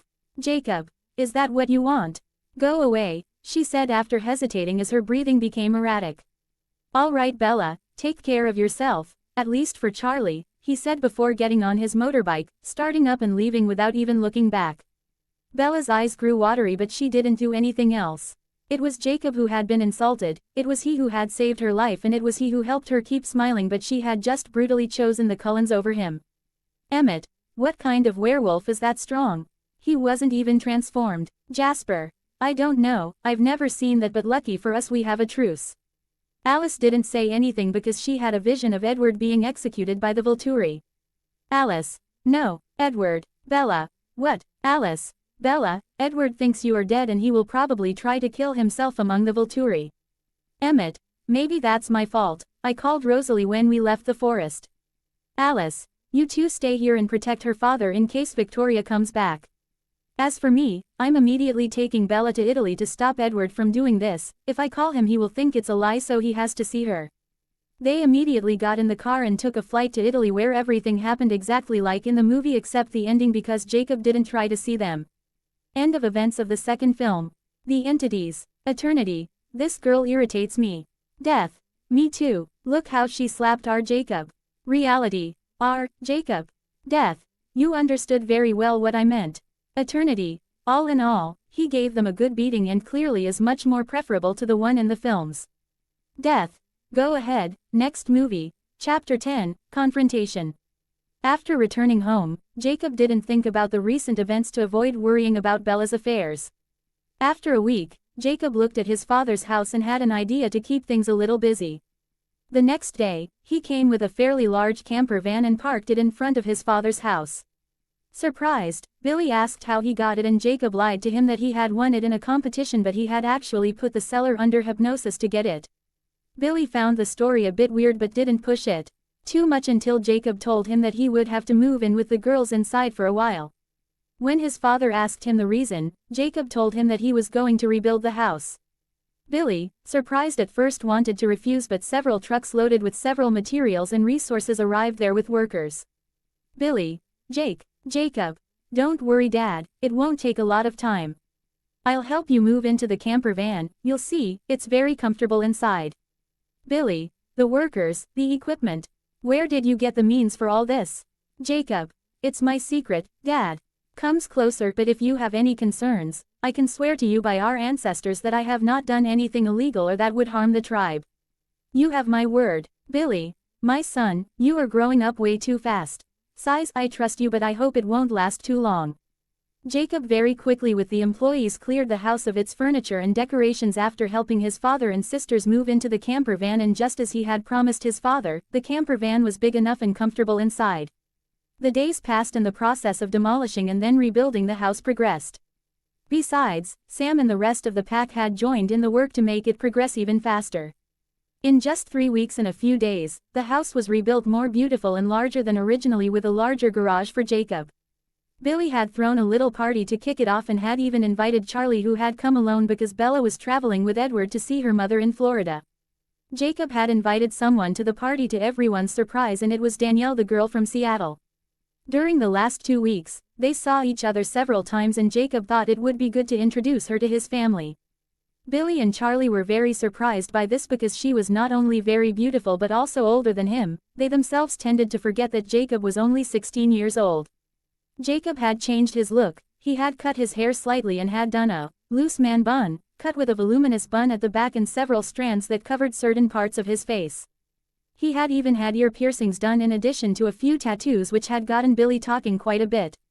When Billy knew Danielle had native blood, he asked her the name of her father's tribe. She mentioned Mohican, and they were really surprised. She also gave the complete name of her deceased father and Billy was satisfied. In the end, the party went very well. Everyone was quite happy.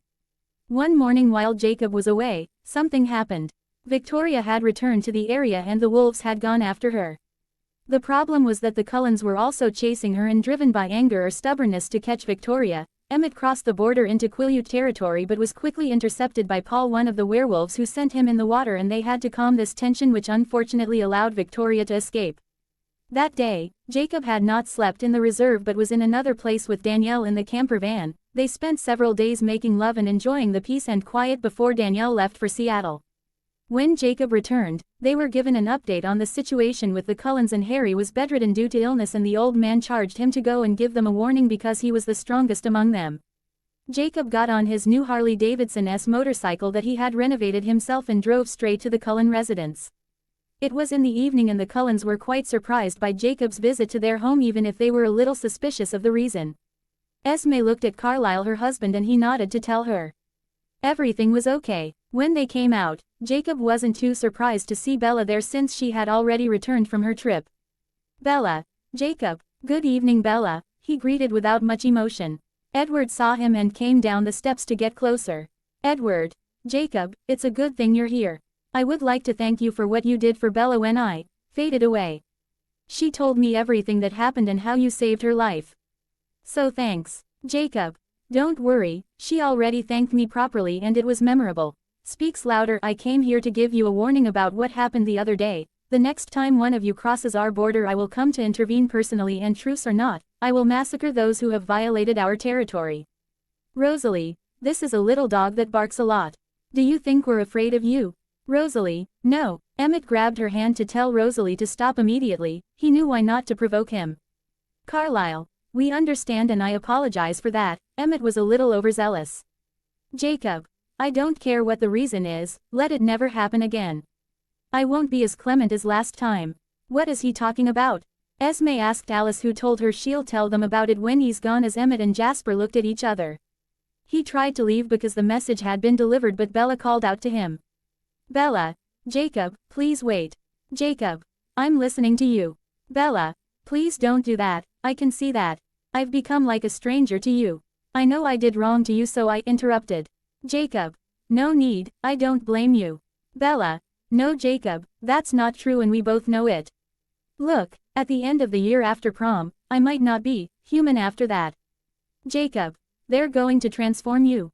It's my choice, Bella said, lowering her head. Jacob. It's not my problem anymore, Bella, you're a big girl. Looks at Edward. You know the terms of the treaty, and once one of you bites her even to transform her, the treaty will be broken and we will all come and kill you. Edward. We'll be gone. Jacob. That gives you the option of injecting your venom into a syringe if you want to do so while respecting the treaty. Carlisle is an excellent doctor appreciated by the locals, it would be a shame if he left. Carlisle. That's a great solution, Jacob, thank you. Esme. Jacob, Alice is going to have a party for the end of the year and it would be nice if you accept our invitation to try to make peace. Smiles hopefully. Jacob. That's kindly suggested, I'll think about it. Esme. Smiles. He wanted to leave when Edward called out to him once again. Jacob. What else, Cullen? Edward. We have a problem and it happened at Bella's house. An unknown vampire broke into his house and took one of his clothes. Jacob. An unknown vampire. Charlie is okay at least. Bella. He has nothing. Jacob. Size. It's dangerous, this item of clothing is clearly taken to be able to spot and recognize your scent. If he wanted it for himself, he would have simply sniffed it before leaving, but if he took it with him. Jasper. It's to make other people sniff it. Exactly, and it's dangerous. Tomorrow I'm going to go to Charlie's home to inspect and see if I don't find anything else. He told them before leaving there without even turning around, and also explained his problem to the wolves in the reserve. Chapter 11, Imminent Danger. The next day, Jacob checked Bella's house and memorized the vampire's scent but spotted nothing else. He went out to find Bella and Edward waiting outside. Jacob. He didn't really leave any other clues besides his scent, but it's very strong. He will die next time he comes back here, but the problem remains his potential friends. Edward. Bella will be the main target. Jacob. It's obvious. The wolves will help watch this place at night when you go hunting, you won't be able to keep up the pace yourself. I'll talk to the pack. Edward. Thank you, Jacob. Bella. It's nice to see that there's less animosity between you. Jacob. I'm doing it for Charlie, Bella. He doesn't deserve all this, and especially without his knowledge. Me or another wolf will keep you company from the afternoon until the evening when Edward goes hunting. Bella. You won't be available often. Jacob. I have other concerns, Bella, and also because of this new vampire who came to the area. Seth and his sister Leah transformed in front of Harry, their father, who had an attack. Bella. Oh my God, Jacob. He is fine, Jacob. He was in his bed yesterday when he sent me at the Cullens. He died this very morning and his children feel guilty. It's up to me to take care of them. Bella. I hope they're okay. It'll be okay, I'll take care of them like I took care of you, he said as he got on his motorbike and then left. Edward. He's definitely become different from our first interactions. Alice told us what he did with them here and I don't think I can measure up. Bella. Does that scare you? Edward. No. There's no trace of rivalry in his eyes. It's as if his feelings for you and his grievance towards me have become non-existent. Bella. I know, it's strange for me too. The days passed and everything happened as Jacob said, and without any problem between the two camps. He took care of the case of Leah and Seth, but especially Seth because he was the youngest and Jacob had promised his father to watch over him. However, that wasn't his only concern. Rumors of murders and disappearances were echoing in Seattle and he was worried about Danielle, so he invited her to stay a few days even though she kept telling him that everything was fine. Tonight there was an assembly in the storeroom and Bella had been invited by Billy, and since Embry had escorted her all afternoon and evening, he was the one who took her there. She asked after Jacob but they told her he was busy elsewhere with his girlfriend, which caused a pang in Bella's chest. She asked a few questions but Billy started telling the legends of the tribe and their first encounter with vampires. Jacob for his part was in the camper van with Danielle to enjoy each other's presence. He had learned to love the girl. She was available, kind, beautiful and very good company. 3 days later, Jacob came to escort Bella himself so that Edward could feed. The vampire thanked Jacob before leaving. He had a strange confidence in him since he no longer had any interest in Bella. Jacob took Bella on his motorcycle and she decided to loosen her tongue while he rode. Bella. Quill told me you had a girlfriend. Jacob. That's right. And, Bella. Why didn't you tell me? Jacob. What's the point? Well, I'm your friend, you could have told me, she said, looking for a reason. Jacob. Just because we're friends doesn't mean we have to say certain things to each other. You hid from me that your boyfriend was a vampire, didn't you? What are you complaining about? It doesn't make sense. Bella. It's true, you're right, and besides, it's none of my business. By the way, what are we going to do today? Jacob. We're going to have a little fun. I'm going to take you for a walk with Seth, it will do him good too. Bella. Some kind of hike. Jacob. You'll see. They arrived at the storeroom where Seth was already waiting impatiently for Jacob to take him. The others greeted Bella and Jacob took them. Arriving at a clearing in the forest, he looked at Bella. Jacob. Once I transform, you will climb on my back and you will hold on tight to my fur. Don't worry, I won't go too fast. Looks at Seth. That's when you want Seth. At this signal, Seth immediately changed into a wolf and Jacob did the same. Bella looked at the huge dark brown wolf and Seth was very small in comparison. She hesitated to approach him, but Jacob nodded at her before coming to lick her hand to tell her that she had nothing to fear. In the end, she got on his back and Jacob started running at a steady speed with Seth and Bella on his back, who was scared at first and started to love it after a certain point. The wind, the speed, the nature passing by and Jacob's stability added to his balance gave Bella the feeling that she was flying between the trees. They toured the area before returning to the reservation. Bella was quite happy with what she had experienced. It reminded her of her activities with Jacob when Edward had disappeared. He always knew what to do to give her memorable moments. Finally, after a while, graduation day arrived and that same evening the party organized by Alice at the Cullens took place. There were a lot of people.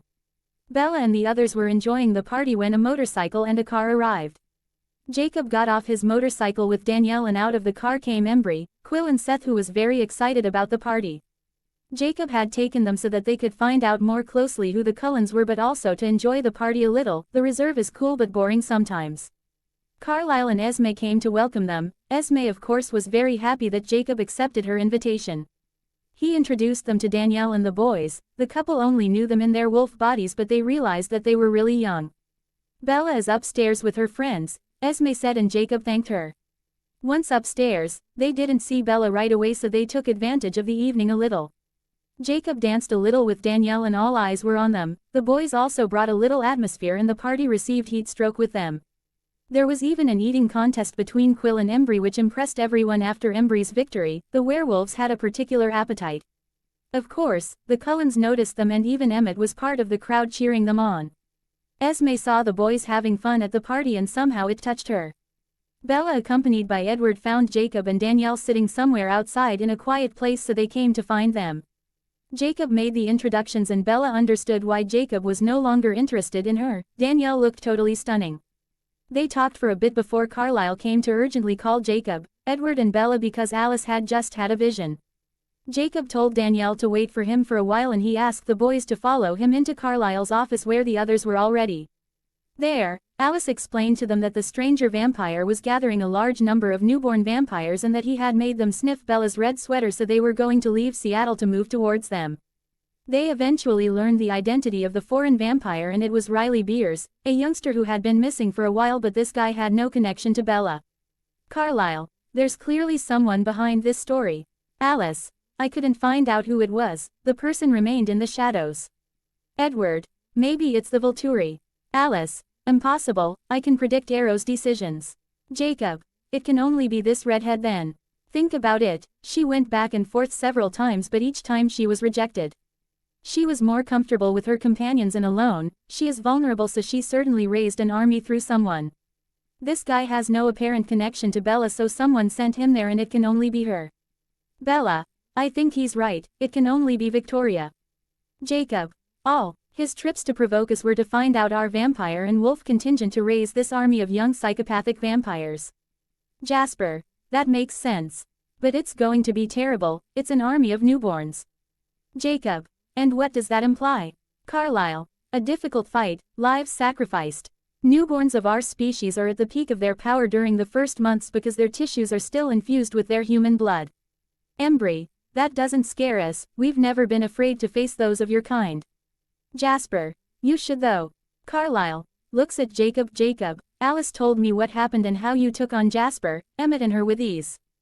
We need your strength. Jacob, do you think I have a choice anyway? Forks is a small town, so after Bella they will definitely ravage the surrounding area if they win against you.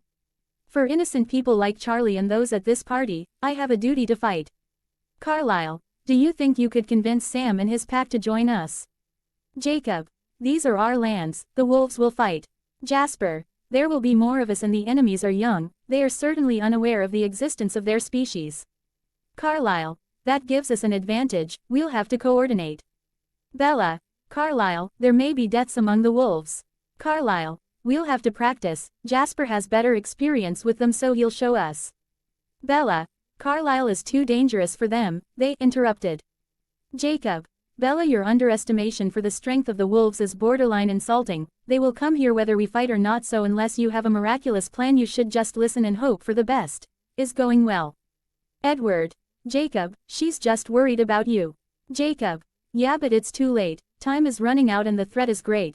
Looks at Carlisle, call us when the time comes and we'll be there to find out how to deal with them. Carlisle stepped forward to shake his hand and Jacob clasped his palm together before leaving with his brothers. He took Danielle and they left the party. Once in their bed, inside the camper, Danielle expressed concern about returning to care for her sister in Seattle because she was sick. Jacob wanted to tell her to stay because he was worried, but it was Danielle's family and he didn't have that right, so he at least offered his girlfriend a ride home the next day, so they fell asleep in each other's room, each other's arms. Chapter 12, Battle and Bitter Victory.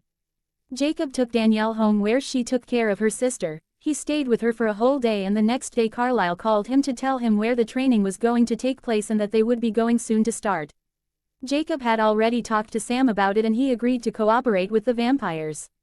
Upset about leaving Danielle there, he told her he was leaving before kissing her deeply and leaving on his motorbike towards the reserve where he gathered the pack with Sam and gave them the meeting point. On the training ground, the Cullens, who were apparently already warming up, were joined by Bella and Edward hand in hand, but while they were wondering if the wolves were coming, they heard a few growls from above before seeing Sam and the pack emerge from the woods in their giant wolf forms. Edward, they don't trust us enough to come in their human forms. Carlisle, they're there, that's the main thing, almost all of them at least. The sound of a motorcycle was heard and Jacob came to park in front of his brothers before nodding at Carlisle. Jacob, speak, I will translate to my brothers telepathically. They may understand you a little, but their instincts will be less fierce if I explain it to them. Carlisle, thanks Jacob. Looks at Sam and the others, welcome everyone, Jasper has already faced the newborns and will teach us how to defeat them. Jacob, I already told them what these newborns are compared to you. We are ready to listen to tips. Carlisle, thank you. Jasper, well, there are two main things to know. First, never let their arms wrap around you, they will crush your ribs. Secondly, don't imagine getting them through a direct approach, they are far too prepared for that, you will be defeated for sure. Jasper began to practice in front of his family members to show the different approaches to take, and Jacob after a while decided that the pack should also follow. He took off his shirt and remained in a tank top where the tattoos that covered his arms were visible. Since when do you have all these tattoos? Bella asked, moving closer. Jacob, since I got them tattooed. I could have done even worse. Bella, you don't have to be shocked like that. He looked at his brothers. Jacob, we're going to get into it too, and I'm going to play the role of the newborn against you. The goal is for you to learn what it takes to stay alive, so give it everything you've got. We will start one by one. Seth, with me. Bella, isn't that a little too dangerous for you? Jacob, don't distract us. Bella, they will be fighting for their lives, so go back to Edward. Looks at Seth, that's when you want little brother, and go all out. The Cullens looked in their direction with interest, especially those who had already experienced its strength. Seth growled before attacking head-on, and he tried to bite when Jacob with each of his hands grabbed his upper and lower jaw before sending him to the ground by force. There, I could either rip your face apart by force or wring your neck by force. Go meditate on this and think about it again on your next turn. Speaks for others, avoid attacking from the face, and if you do then don't aim at my head or my chest, I expect it and they definitely will. Get into the heads of your opponents and be smart. Think like humans with the physical abilities at your disposal and be strategic, he said before pointing to Paul. Paul didn't really delay and charged at Jacob. He pretended to attack his head to feint and try to get him by the legs, but Jacob did an acrobatic jump above him before falling back on the wolf's back to wrap his arms around his neck.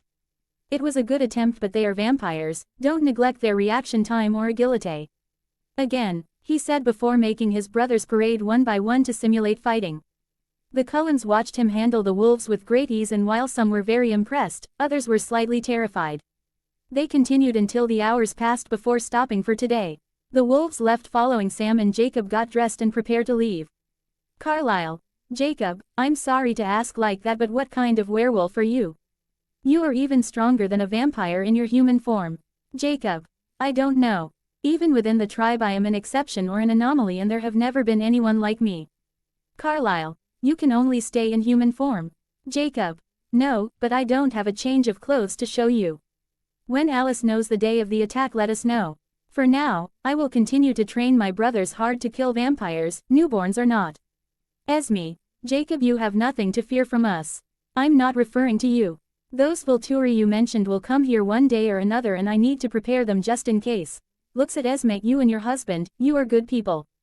Jacob said before leaving. Before the couple looked at each other and the others were surprised. Such words coming from a werewolf were rare if not impossible. Several days later, Jacob was in front of his house walking 100 steps because of the stress he had until then heard from Danielle, but since that night, it was radio silence and his number was unreachable. As anger rose dangerously within him, he calmed down and decided to wait because all he could do was hope that she was okay. If a vampire had attacked her, then now it would be too late to do anything. So he waited until he finally got news. Suddenly his phone rang, and thinking it was Danielle, he almost blew up his phone listening to Edward's voice on the other side of the line. Jacob. What do you want? Edward. I have a plan to keep Bella safe during the battle, but I would need a wolf. Jacob. Explain. He went with Seth to a large, fairly open area designated by Jasper to serve as their battlefield, and Bella should attract them with her scent here. Her scent could stay here but not her, for her safety, and Edward was going to protect her at a camping facility in the mountains, but for her to get there he had to mask his scent with an even stronger scent, that of a wolf, because for vampires this smell is repulsive. They did a test with Seth and it worked, so Jacob decided that it was going to be the youngster's role and advised the couple to bring something to effectively warm Bella's body once up the mountain. She will not stand this cold, especially since a storm was forecast. Bella. Jacob. I don't want us to be like this before this fight. If it will be as perilous as Carlisle said, then, this cold between us. Jacob. Bella, please stop, there is no cold between us. Bella. Jacob, you have changed, and I miss you. Jacob. No Bella, I haven't changed, I'm still the same, it's just that you don't know me when I'm not in love with you. Looks at Edward. This strategy may not work perfectly, so take care of yourself up there. I trained Seth well, he may be young but he is strong. You can count on him, can't you, Seth? Seth made a cute noise before coming closer and licking Edward's hand, who smiled.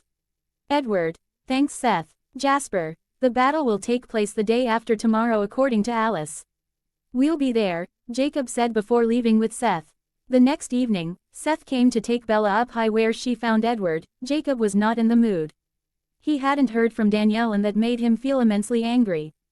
Having not slept all night, he found the Cullens on the battlefield well before the pack, where they waited for the enemies who were already close, but they felt the anger in him. Carlisle. Jacob, is everything okay? Jacob. It's been 2 days since I heard from my girlfriend in Seattle. I tried to hold her back, but she had to be there while I had to stay and train my brothers so that they would survive. Esme. I'm sure she's fine. Jacob. I'm not stupid, we're dealing with unstable and hungry vampires. She's probably already dead. Carlisle. I'm sorry, Jacob. Jacob. You didn't kill her, you're different from the vampires we want to kill. Our races may not be friends, but I know that you depend on human blood for your survival, and going without it must be a burden. I respect your fight and your values. Carlisle. Jacob, this means a lot to us. Esme. So, does that mean you like us? We can be different without being enemies. My ancestors understood that with this truce. So yes, he said, and they all looked at Jacob as he just nodded. Alice. By the way, I want to apologize for my words last time. I insulted you instead of thanking you for saving Bella. I hope you don't blame me too much anymore.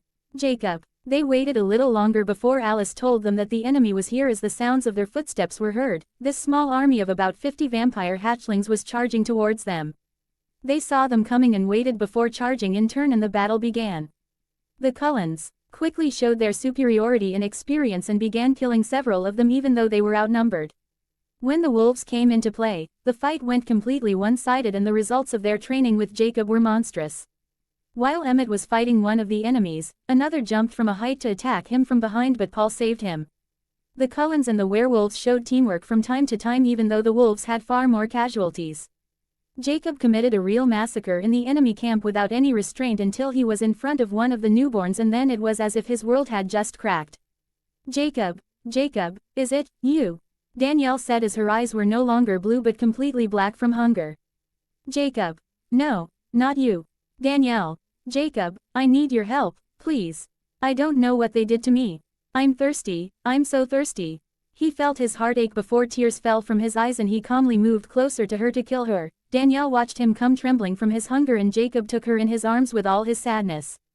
I love you, you didn't deserve this, Danielle, he said before kissing her one last time while grabbing her neck to break it when Carlyle, who saw everything from afar, grabbed his shoulder. Carlyle. Jacob, there is a solution, we can help her become like us, she can join our family. Jacob didn't react right away, even though his face was wet with his tears. He was only 16 years old after all. Carlyle. We can help her, Jacob, please don't do that. I love her, I don't want her to suffer, he said with a shaky voice, and Esme approached with another younger newborn who had also surrendered. Esme. Jacob, she's not alone. We can help her remain a good person, like us. We will adopt her and watch over her. Jacob didn't say anything and just separated himself from her and backed away. Danielle. Jacob, they will take care of you, you can trust them. He moved away, and with anger began a real carnage. His eyes became terrifying and his canines had grown. He massacred them with a violence that even scared the Cullens. In the end, it seemed that the enemy army was defeated when the last of them approached Leah from behind. Having spotted the enemy, out of rage, she forgot her training and jumped on him head-on. The vampire was able to grab her neck in his hands, but while everyone imagined the worst, Jacob quickly ran towards them, and with one hand he threw the vampire to the other end of the field. Where he threw him, there he was already waiting by movement speed. He tackled the vampire to the ground before first ripping off his limbs one by one in front of everyone, but also Bella, Edward and Seth, who had already gotten rid of Victoria and Riley once and for all, with the help of Seth, who easily killed Riley and tore off Victoria's leg. Bella. Jacob. They watched the scene, listening to the vampire's cries of pain as, after tearing off his limbs, he tore off his lower jaw, and finally, very slowly, he tore off his head. When he calmed down, Alice immediately alerted everyone to the arrival of the Vulturi. Carlyle asked the wolves to leave, it could be disastrous because of their unnatural truce, and Jacob asked that Danielle and the other girl be evacuated from there for their safety. Carlyle, who knew the Vulturi, agreed with him. Carlyle. Emmett and Rosalie, take the girls home and watch them. They took them away, and Jacob left with his brothers. He wasn't afraid of the Vulturi, but he had had his share of drama for the moment. The interview went like in the film, except that Bree, the young vampire, was not killed since she was no longer there. Jacob had been missing for over a week and everyone searched for him, but to no avail. Carlyle and Esme managed to introduce the girls to animal blood, although with difficulty, and one morning at the Cullen residence, a motorcycle arrived and it was Jacob. Carlyle and the others came down to greet him. Danielle looked at him, and Jacob, looking into her eyes, understood that something had changed in her. She recognized him perfectly, but her emotions were altered, even the feelings she had for him. Carlyle. Jacob, this period is not final and his feelings can resurface. Jacob. It doesn't matter anymore, I'm just cursed in love. Bella. Jacob, don't say that. Jacob. It doesn't matter anymore, I said. Looks at Bella's ring, you're getting married, congratulations. Edward. We hope you'll be here. Jacob, I would really like you to be with us. Esme. We know you're going through a difficult time, come to the ceremony. Jacob. I doubt it a little. Actually, I'm thinking about leaving here for a while, this place is tiring me. Bella. Jacob, please. Emmett. You don't have to leave. Jacob. Thanks, Emmett, but I've just had enough of this, and I guess Bella won't have any more worries. After the wedding she will probably be transformed, and those who wanted her dead are no longer in this world. Charlie is also safe. There's nothing left for me here. He got off the motorcycle from where he took a cooler and opened it, although there were bags of blood inside. Jacob. It's pig and cow blood. I convinced a large nearby breeder to provide me with this regularly. Seth will come and drop them off every 3 days, so I don't know if it will be enough, but it might help you and avoid putting the local wildlife at risk of extinction. They were amused by the joke, and Carlyle sincerely thanked him, telling him that it would be more than enough. He moved closer to Bella and took her in his arms. Jacob. I wish you all the happiness in the world, Bella. I hope eternity will be successful for you. Jacob, she cried, and he broke away from her to look at Danielle. Jacob, they will take care of you, goodbye Danielle. He went down to leave, but Danielle called out to him. Danielle. Jacob, I'm sorry. Jacob, it's not your fault, you were caught up in a chain of events that cost you your life. Anyway, it doesn't matter anymore. He started his vehicle and drove away, leaving them there. Rosalie, for a wolf, he was pretty nice. Edward, he was unlucky, I would have liked to thank him for everything properly, but that's impossible. Alice saw that the mood was bad, so she quickly changed the subject to talk about wedding planning. Jacob, for his part, left a note for his father and told him that he was going to be gone for a while, but that he would come from time to time to see him and the others. He had to get away from it all and wander as a lone wolf. End of events of the third film. The entities. Death. Poor Jacob. Eternity. It's really sad. Death. Bastard, you couldn't keep Danielle human. Reality. I told you before, I did not try to control events. I only gave a few gifts to Jacob, other than that, I didn't do anything else. Eternity. Let's just hope it gets better. Reality. Ahaha, it looks like you like the story, huh? Death. Shut your mouth and send the rest. Chapter 13, New Problems. For a period of 2.5 months, Jacob wandered everywhere, stopping in the state of Nevada, where he ended up in Las Vegas. During the last month, Jacob was able to forget his sorrow, but it was through debauchery. He used his powers to win from time to time in casinos to finance his hectic life of sex and parties. He did not respond to any messages or calls from others in order to simply enjoy his freedom. While one morning he was asleep among 3 completely naked women, Jacob was woken up by his phone, which hadn't stopped vibrating for a while. Looking at the ID, he saw that it was Carlisle's 16th call attempt, so after sighing he finally picked up. Jacob. Carlisle, I thought I asked to be left alone. Carlisle. Jacob, thank God you answered. We have a serious problem. Jacob. What else? Another crazy vampire wants to kill Bella. Carlisle. No Jacob, Bella is pregnant and this pregnancy is killing her. Jacob. I don't see why that's still my problem. Bella is a big girl who knew where she wanted to go without taking into account those close to her. And then how can this pregnancy be possible? Carlisle. Jacob, you're better than that. We don't know how it happened, but it did. Jacob. And why call me? What do you expect from me? Carlisle. Sam declared war on us over this. Jacob. Stands up, tell me everything. Bella was already pregnant when she returned from her shortened wedding night with Edward, and very quickly, the child grew in her belly, but it exhausted Bella's body, which visibly lost weight. One day, Seth came by to drop off some blood, as you assured us, and accidentally saw Bella on the balcony. Certainly listening to the child's heart beating in his stomach, he knew what it was and left in his wolf form. When we saw this, we panicked and tried to hold him and calm him down to explain everything to him, but in the chase, Rosalie didn't control her strength and hurt him. I swear to you that we would never want to hurt Seth. I know that he likes us, Carlisle said. Jacob. Continue. Distressed and injured, Seth howled to call the pack, and we had to get out of there to avoid tragedy. Now Sam knows about Bella's child, and with what happened to Seth, he's broken the truce. Jacob, it's been almost 2 weeks since we last fed because the wolves are roaming around the house and they could attack at any time. Please Jake, we need your help, he said pleadingly. Jacob. Sam is smart and strategic, so he starved you before deciding when to attack. I know them and trained them hard to kill vampires, even fed they will tear you to pieces. Carlisle. Jacob, I'm not afraid to die for my family. Only, we are starving. I have a reserve of O in my lab for work, but I am afraid that hunger will make us lose our values if we touch human blood, and I would still rather die than become a monster again. Jacob. I'm going to get going, hangs up. He got ready and got on his motorcycle before leaving. A little over 2 days later, the Cullens heard the sound of his motorcycle. Jacob, you're finally here, Carlisle said with relief as Jacob handed him a cooler full of animal blood. Esme. Jacob, it's nice to see you again. We don't know how to thank you. Jacob. It's nothing. Looking at your eyes, you must be really hungry, and I doubt preserved blood will be enough for you, especially if it comes from an animal. You will need a live animal. Carlisle. That's fair, but we can't hunt. Jacob. One problem at a time, we'll solve this calmly, but first, you should feed yourself. Hello Jacob. Edward came over and said calmly. Jacob. Hi, congratulations on your wedding. Where is she? Edward. Upstairs. He didn't even bother to greet everyone else and went straight upstairs to find Bella completely skinny and even paler than before a big belly.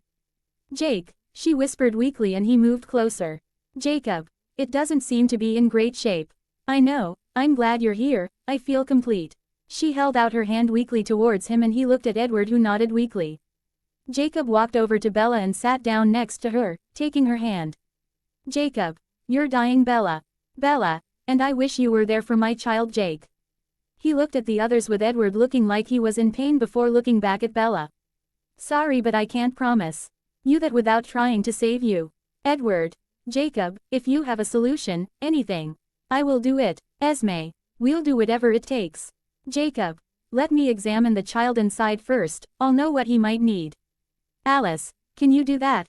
He didn't answer her and directly transformed his eyes, which in addition to their dark shape, there were now very fine veins under his eyes. He gently placed his hand on Bella's stomach and immediately, the child stirred inside and it made Bella suffer. "Edward. Jacob. Bella. It's okay, Edward. Jacob. Problem solved. The child is a girl, and if Bella is in this state it is because the baby is thirsty. I can see her sucking Bella's blood and resources away, she needs blood." "Bella. Blood. Jacob. His father is a vampire, right? Why did the idea never occur to you? The child is the hungriest here and will not want animal blood." "Carlisle. I think I have what it takes. Jacob. If it's human blood, then the others must immediately go feed on what I brought, if only to endure. I'll go look for something else. Esme. Jacob, we don't know what to say. Jacob. Enjoy your meal, I'll stay with Bella and Carlisle. Edward. I'll stay too, thanks, Jacob."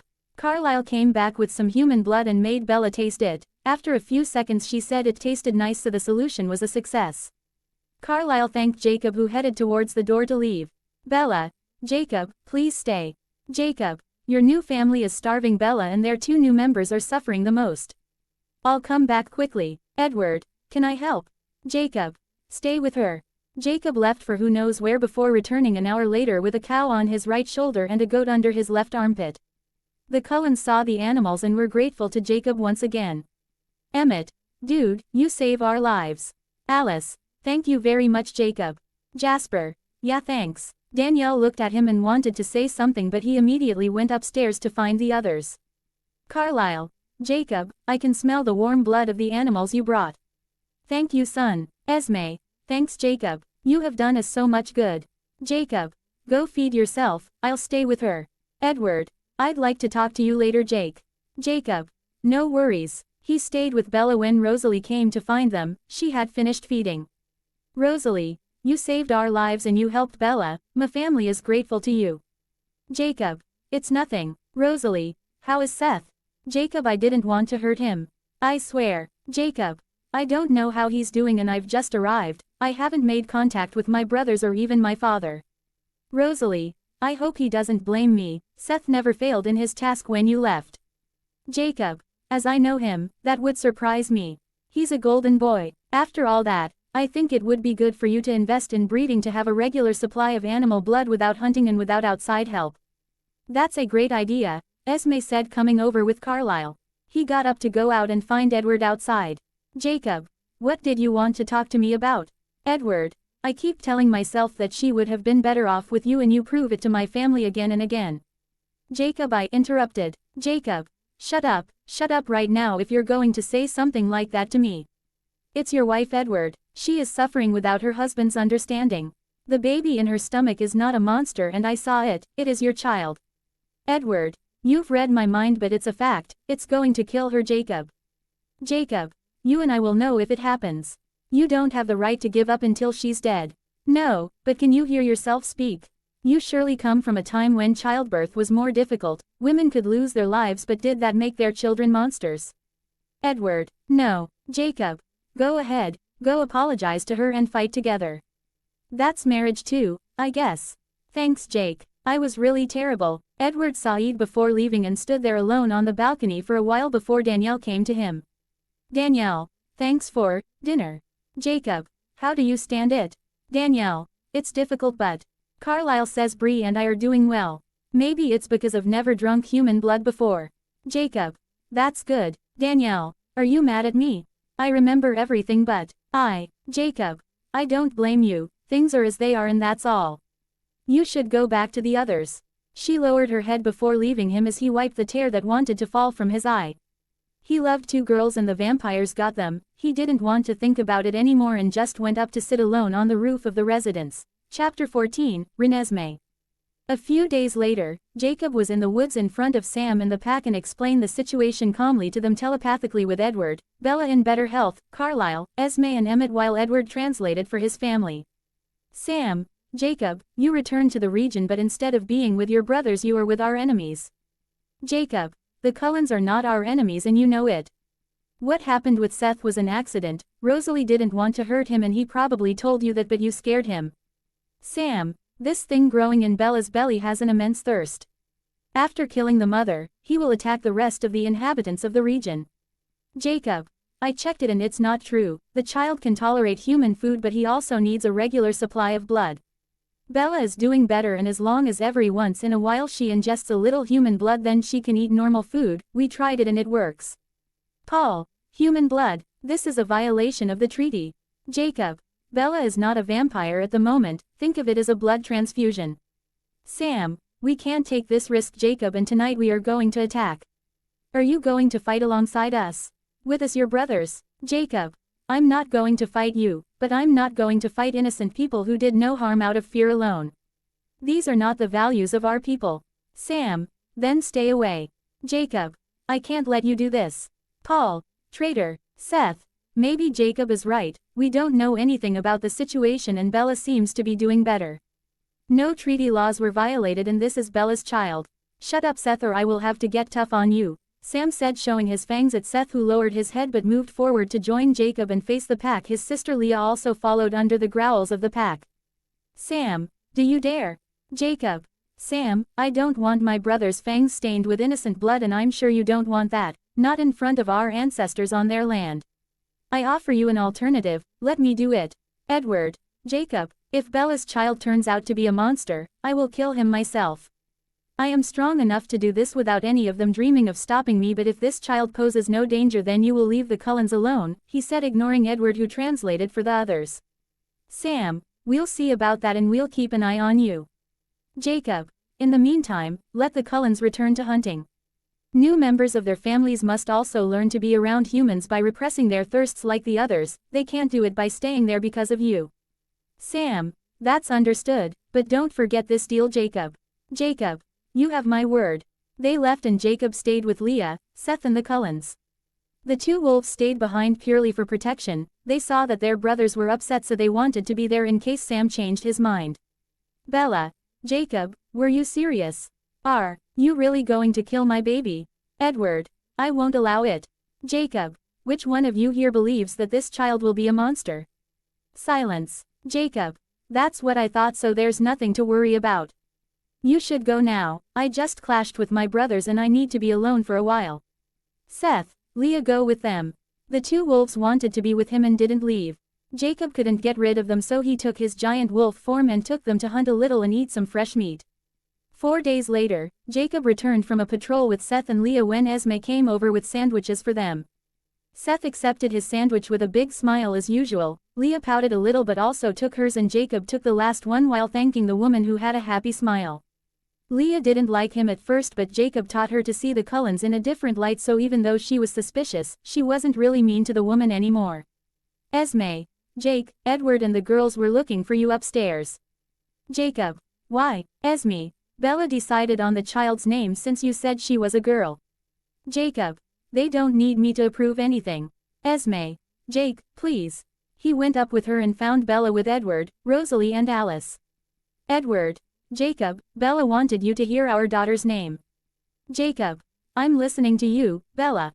Bella, I put together the names of our 2 mothers for her Renee and Esme. Jacob, result, Bella, Renesmee. Jacob, the others started laughing. Jacob, your daughter will be a unique being Bella, she needed a unique name and that's the case. Edward, I agree. Bella, Jake, I also wanted to ask you if you would agree to become our baby's godfather. Edward, I care about Jacob too. Everyone was moved by this request and waited for Jacob's response. Jacob, I refuse. Edward, Jacob please, it's interrupted. Jacob, When this whole thing is over, I'll go back as far from this place as I can. I can't stay here anymore. I'm tired of a vampire showing up every time I love someone. Asia, Africa or South America, I don't know where I will go, but I will hardly come back. Please, Bella said, almost crying. Rosalie gave her bloodworm, but Bella dropped it, and by the time she wanted to catch it, Jacob had already made it for her and give it back. If she had wanted to grab the object, she would have broken her spine and the child would have come by force like in the movie. The girls laid her down on the couch and Jacob sat next to her and he stroked the forehead. Jacob, don't worry, I'm still here for the moment. I won't leave you anytime soon, Bella. Stay with me please, Bella said, and Edward also listened to Renesmee's voice inside. Edward, I can't believe it. Rosalie, what, Edward? The little one likes the sound of my voice. She also likes her mother's voice, but she still much prefers Jacob's voice. Esme, who's going to blame him after everything he did? Alice, she's grateful to him, do you think? Rosalie, no matter, he won't stay for her. The next day, Jacob was sleeping on the balcony when Bella's cries were heard. She had gone into labor and the pain was unbearable given the way she was struggling. Carlisle and the others took Bree and Danielle into town to walk among the humans, and it was only Rosalie, Emmett and Edward with them. Soon they were taken to Carlisle's lab and Emmett called him, but they didn't have time to wait any longer. Rosalie, morphine, quickly. Jacob, we don't have time anymore and she's in too much pain to push the child. Edward, prepare your venom and right after you bring out the child, you will inject it into her. Edward took out 4 long syringes filled with his venom prepared for this occasion. Jacob, Bella, look at me and listen very carefully to the sound of my voice. I'm going to open it and get the kid out, so I need you to hold on. Edward, Rosalie, hold her hands, she will need you morally. Emmett, what do I do? Jacob, hold her legs, I don't want her to struggle too much from the pain. He held out his index finger as his nail became a sharp claw, and with a clean stroke, he incised at the level of the pelvis to open Bella under several layers of tissue and began to extract the child from her mother. The child came out. Jacob cut the umbilical cord and looked at Edward in emergency. Jacob, Edward, the venom while she's still conscious. Edward and Rosalie immediately injected the venom with all the syringes and immediately, her agony began. Rosalie, Emmett, take Renesmee and I'll stay to assist her with Edward. He said as Rosalie rushed to hug her niece with all her love along with Emmett, and he took her away as she cried as soon as Jacob separated from her. He came to take Bella's hand, agitated by the pain of the venom, in front of Edward, and together they stayed there until she was stable. Thank you, Jacob, thank you very much. Edward was sincere and Jacob just nodded. You should clean her up, put her in new clothes and put her in a bed so others don't see her like that. She's your wife, so I can't help you with that, it's too intimate. He said before leaving as he felt Sam's pack approaching.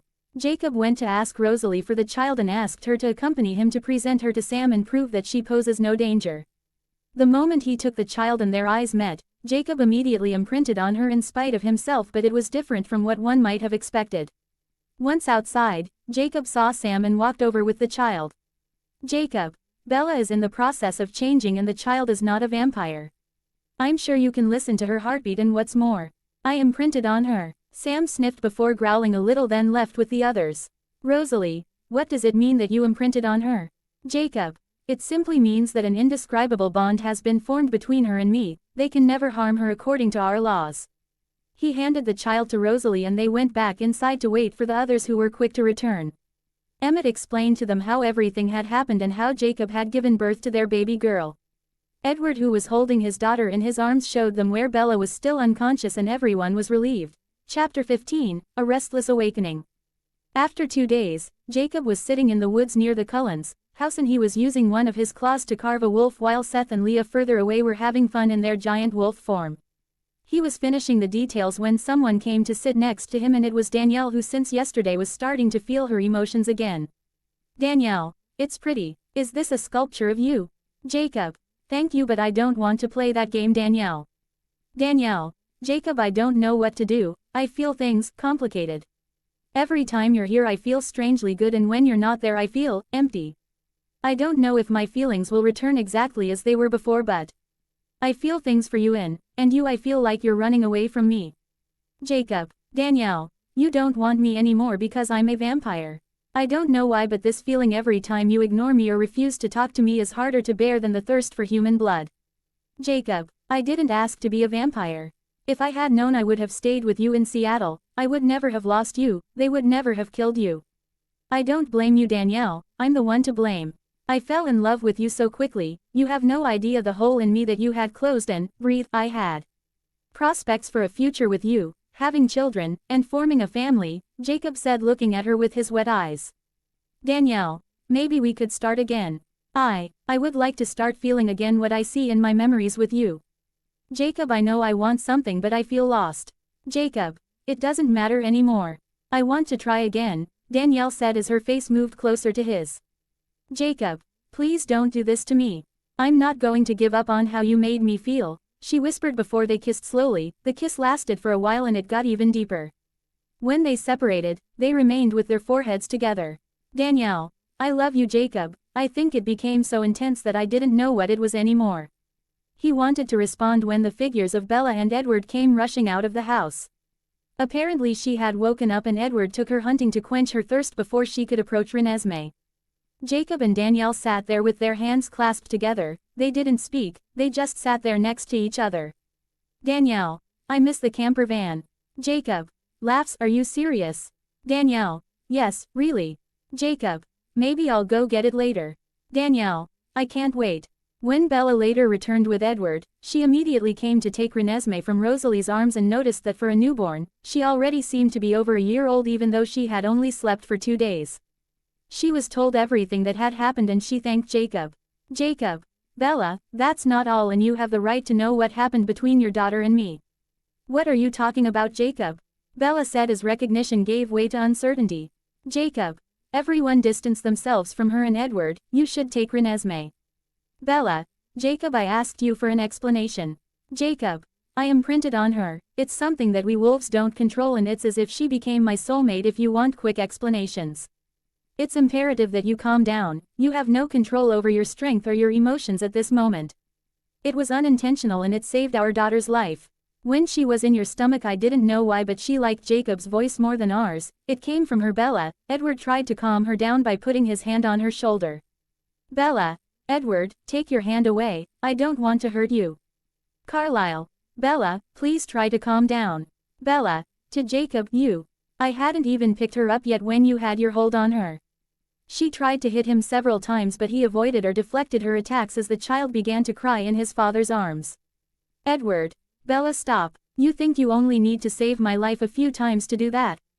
Do you think that not having me gives you the right to target my daughter? She said, grabbing Jacob's neck to push him out of the house, and this time everyone remained silent. This was going too far. Jacob didn't say anything right away before calmly grabbing Bella's shoulders before spinning around to throw her into the forest where she crashed into several trees. Jacob, since the gentle way doesn't work. Esme, Jacob, please. Jacob, I'm not going to hurt her. Only this feeling of power made her grow wings and I'm not going to let myself be insulted after everything I did for this girl. I won't let you near my child. She came back from the forest and when she tried to attack him again, Seth intervened to separate them but she violently threw him against a tree and there, the others had to govern but it was too late. Immediately, Jacob's eyes went dark and he grabbed her by the neck lifting her almost a meter above the ground. Jacob, you've gone too far. You can keep your daughter, I never wanted her and it's not in my values to be attracted to babies. If you even want to know, this impregnation has no influence on me so you can be reassured of one thing. Brings his face closer. I'm not interested in your daughter, the bond will perhaps be strong on her side but on mine is almost zero. He said before throwing her to the ground. Edward, Jacob, I'm not sure I understand. I have already been psychically connected to Sam and I have felt his imprint on his wife Emily and his connection is probably 100 times stronger than what I feel for Renesmee. It has no influence on me so you can be reassured about my intentions. However, the child will perhaps suffer, I don't know. He said as he pulled Seth up with Carlisle and Rosalie. Jacob looks at Bella. As for you, I advise you to go get ready. I called Charlie to come here. Bella, what did you do? Edward, Jacob, she doesn't have complete control over her thirst. Jacob, Charlie has been through emotional hell recently because of Bella. He thinks his daughter is missing or even dead and it's killing him emotionally. This man doesn't deserve this. Bella, now because of you, I'm the one who risks killing him. Jacob, do you really think I didn't take all that into account? I have my own methods to make everything okay. I'm going to do that at least for him before I leave here. Less than an hour later, Alice and the others were helping Bella get ready when they heard Charlie's car outside, so Jacob immediately came up to her and looked into her eyes to start hypnotizing her, but he did a test first. Jacob, raise your right hand. Bella didn't really understand, but her right hand was raised without her consent. He also did other tests before giving her orders through hypnosis. Jacob, no matter what happens or is said in Charlie's presence, despite your thirst, you are not going to attack him. Charlie arrived and Jacob went over to greet him and also put him on hypnosis. Jacob, Charlie, you looked for your daughter, but she is here and now she is fine. Bella is a vampire now, but that doesn't matter to you because she's still your daughter, the same one you've always known, and she also gave birth to your beautiful granddaughter. You will keep this secret to the grave. He let go of Charlie, who, as if he wasn't under hypnosis at all, calmly went and sat next to Bella, and they talked while Jacob and the others went out. He went straight to his motorbike where Carlisle saw him and approached with the others. Carlisle, Jake, you don't have to leave, you're at home here. Jacob, thanks Carlisle, but I already did what you called me back here for, and I helped this poor man see his daughter again. My task here is complete. I will return to the reserve probably for a while before leaving. Esme, Jacob, what happened with Bella? Jacob, it was legitimate. I would kill anyone who did that to my daughter. It's time for our paths to part now. Carlisle, you will always be welcome among us. Jacob, we will not forget everything you have done for this family. Are you sure you're not going to stay even a little? Jacob, it'll be fine for me. If you go then I'll come with you, Danielle said as she got in front of the bike. Jacob, you should stay here, it's your family now. Danielle, and you're the one I want to be with. He got off the motorcycle and looked at Emmett, who was on the balcony with Rosalie, and to the vampire's surprise, Jacob threw him the key to his motorcycle. Jacob, take care of this little gem for me, Emmett. You can help the little one make some when she's older. Emmett, you have my word, Jacob. He took Danielle's hand. They greeted the others before leaving hand in hand through the woods at accelerated speed. Jacob had already told Leah and Seth to go to the reservation before him. Chapter 16, A. Cure. Jacob returned to his father alone for a few days while Danielle waited for him at the camper in the forest. He explained to his father that he was going to live elsewhere although close to home. He told him of his desire to leave initially but had decided to stay to live with Danielle, but as she was no longer human, she was not welcome on the reserve. Obviously he didn't tell his father or his sisters everything. Jacob and Sam had met to talk and forget their previous tensions because they were brothers above all. As the days passed, aside from patrols, the pack held training sessions with Jacob almost all the time, but the ones who benefited the most were Seth and Leah. Jacob and Danielle really liked the camper van, but their activities inside were no longer compatible with it, so Jacob had a magnificent chalet built near the lake.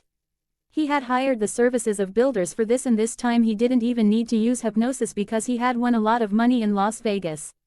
They lived there as a couple and they were happy. Danielle had even found a job in town to fill her days, and Jacob trained the pack. Obviously, just as he did with Bella in front of her father, Jacob had put his partner under hypnosis so that she could resist the thirst for human blood because she was still a newborn and Jacob didn't want to take any risk. The weeks passed, and if everything at Jacob seemed to be going well, at the Cullen, little Renesmee, who now looked like an 8-year-old child, worried everyone. In the presence of her parents she seemed to smile, but Edward quickly felt the big emptiness that the child felt deep inside her. Just like Bella, there was a time, she even had nightmares at night and only calmed down when the wolf sculpture that Jacob had made was within her reach because it had his scent on it. Several times they tried to contact him but he never answered, and since Bella was a vampire, she was far from welcome on the reserve. One day while Jacob was staying with Danielle, they had a visit from Seth, but the young wolf was not alone. With Seth, Bella came in a car with Edward and Renesmee, who at the sight of Jacob began to move happily. Bella was the first to come down and Jacob looked at Seth reproachfully, promising that he was going to toughen up the training of the young man who had already gained a little muscles. Bella, hi Jacob. Bella, he replied without much emotion. Bella, Jake, last time. I didn't control myself and I said terrible things to you. I haven't been grateful for everything you've done. Jacob. Bella, this isn't the first time and that's why I want to stay away from all this. Is that too much to ask? Bella. Jake, please, Renesmee needs you. She's exactly like me when Edward left. My daughter isn't happy, and if I hadn't done that scene things might be different. She smiles when she's with Charlie and us, but you can feel it sometimes. It's like being with a porcelain doll. Jacob. I don't really see what my problem is, Bella. I am happy and we live without worries and without any drama. He doesn't love me, Dad. Renesmee asked her father sadly in the car, and Edward explained to her that it was complicated but it had nothing to do with her. Bella, I don't believe you, Jacob. It was never your turn to turn your back on us when we needed your help. You can hate me if you want, and I know that deep down you blame me for what happened to Danielle, and I feel guilty for that. You can believe me. Jake, Renesmee is not me. She hasn't done anything wrong to you, unlike me, and she needs to be close to you. She's right, my wolf, it's not in your nature. You should see the little one. You know better than me what her mother went through in the same situation, and she is only a child. Danielle said, while caressing Jacob's face. Jacob nodded at Edward, who got out of the car with Renesmee holding his hand. Edward. Hello, Jacob. Jacob, your little family hasn't finished needing me yet, it seems. Looks at Renesmee. Come take a closer look at me. Edward let go of his daughter's hand and she happily ran towards Jacob, who took her in his arms. Jacob. Phew, you have grown up. The last time I saw you, you were just an infant. Renesmee. I missed you a lot, Jacob. Jacob. Did you miss me? Do you have any memories of me? With her little hand she touched Jacob's cheek, and he saw all his memories in her mother's womb until she came out, and the first face she saw was Jacob's because he was the one who brought out. He also saw all the sadness of the child who did not stop looking for him. She didn't even want to stay at her parents' cottage but wanted to stay at Carlisle's, where there were several places impregnated with his smell, and especially the motorbike. Jacob looks at Bella. She really suffered. Bella, it's all my fault and I'm so sorry for it. I'm really sorry for leaving like that, little princess. I didn't want you to suffer and we'll make it right. He told Renesmee before inviting her parents inside the cabin, where they chatted, and he checked in on the others while Renesmee was playing with Seth in his wolf form. He was her best friend since Sue, his mother, had gotten into a relationship with Charlie, and he also saw the child grow up each time he delivered the animal blood to the Cullens. For days, Jacob saw Renesmee regularly and would organize outings with her parents to create beautiful memories for her. When one morning he woke up, he found Danielle sleeping next to him. He thought it was a simulation of his GF, but after checking she was really sleeping, and it shocked him because vampires normally never sleep. Danielle, wake up. He stirred it a little and the girl woke up, but when she opened her eyes, Jacob remained silent before tears invaded his eyes for a simple reason. Danielle's eyes were blue again. Jacob, what's the matter? My love, why did you wake me up like? Stops. She stopped talking when she realized the situation herself. Danielle. Jacob, He got out of bed and came rushing back with a mirror, and Danielle saw her reflection. She had become a little less pale and her eyes were blue like before. Jacob, she said as her voice shook and tears came out of her eyes. Jacob, tell me, how do you feel? Danielle, I feel the same but different at the same time. I only feel thirst slightly and I'm hungry. Jacob, I'm hungry. He immediately went to get a salad he had made for himself the day before and watched as Danielle began to eat the dish, as the two laughed and cried with joy at the same time. Danielle, how is that possible? Jacob, I'm eating again, crying. I love you so much. I love you even more, he replied before starting to kiss her passionately, and they made love for a long time. The next evening at the Cullens, Jacob arrived hand in hand with Danielle, who was wearing a pair of sunglasses, but when they arrived the atmosphere was heavy. Renesmee saw him and ran straight to him to carry her. She had grown again. Carlisle. Jacob, it's a good thing you're here. We have a problem. Alice had a vision and the Vulturi are coming for us. Edward. During one of our walks with Renesmee, Irina, one of our cousins from Alaska, saw her in the distance and went to inform the Vulturi. She told them that we transformed a child. Jacob. Is it a violation of your laws to transform a child? Esme. This is a serious crime that is punishable by death in our kind. Carlisle told him what he needed to know about this law and its origins. In the end, Jacob was quite angry. Jacob, it's nonsense. She wasn't transformed, but she was born like that. She eats human food well and her heart beats.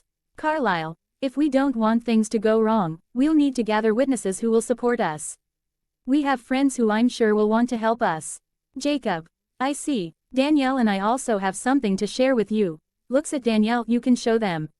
She took off her glasses to show her eyes to others. Emmett, you wanted to show us lentils. Edward. Emmett, those aren't lentils. It's your eyes. She has the exact same eyes as when she was human. Alice moved closer and said with shock in her eyes.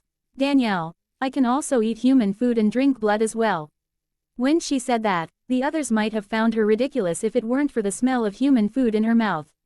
Rosalie. How it is possible? The whole family was shocked and intrigued by it. The girls came to pester Danielle with questions, but she didn't know anything herself. Carlisle. Jacob, what is happening to your partner has never happened before. What happened? Jacob. Sighs. I took the time to think about it and I have a pretty crazy theory, although it remains verifiable. Everyone immediately turned to him and fell silent to listen. Jacob.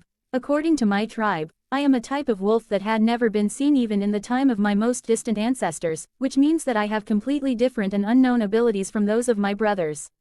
Jasper. Like your smell, it's quite pleasant compared to the others. Jacob. That's an example, yes.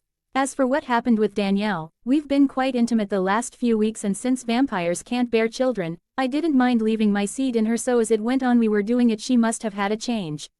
Emmett. What you mean is that your SP stops and looks at Renesmee, your seed can cure our condition. Jacob. What I mean is that if a vampire has a part of me in him, he can become like Danielle.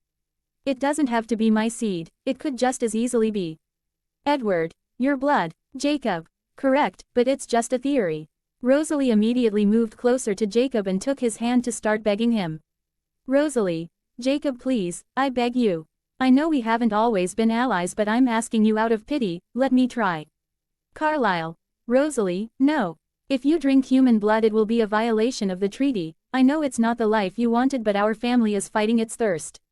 Rosalie looked depressed, but Jacob grabbed her shoulder as if to reassure her. Jacob. Carlisle, the fact is that I'm no longer human, I'm a werewolf and very different from my own species. This will not be a violation of the treaty. Carlisle. What if your blood takes us back to the human blood frenzy? Rosalie. He could try it on me, and if my thirst increases then you will be able to stop me. They thought about it and Carlisle relented. Everyone agreed that Rosalie should try it and she begged Jacob to start now. Chapter 17, Searching for Witnesses. While everyone watched with varying expectations, Rosalie sat in front of Jacob and waited impatiently for him to give her his blood. Are you ready? Be quick because my regeneration is extremely fast. Jacob warned as Rosalie quickly nodded. Immediately, Jacob's canines lengthened and he bit his wrist, which Rosalie quickly grabbed to drink, and in just 2 sips, the wound had closed. Jacob moved away to watch her with the others as Rosalie looked like she was enjoying the blood she had just drunk. Emmett. Rose, how are you feeling? Rosalie keeps her eyes closed. It's hard to describe. Jacob's blood is without doubt the most delicious I have tasted, and I can feel a pleasant, warm electric current invading my body. Carlisle. Has your thirst increased? Rosalie smiles. No, Carlisle, it's even the opposite. It's the first time I've felt that way again, and the last time I was still human. Bella. How do you feel, Rosé? I'm full. For once in so long I'm not thirsty. A human could bleed a torrent of blood and it wouldn't even bother me, she said while laughing like a child. Carlisle. Unbelievable. Jacob and Danielle looked at each other with shared smiles before holding hands. Rosalie opened her eyes and immediately took Jacob, a little embarrassed, in her arms, thanking him again and again. If she could she would be crying. Jacob. It's just a test. Tomorrow we will observe if any changes occur and see to what extent to continue. While this news sounds great, we must not forget the threat of the Vulturi that hangs over our family. Carlisle. When are you going to get your witnesses? Others. Jacob. Why this silence? Esme. Jake, you just said, our family.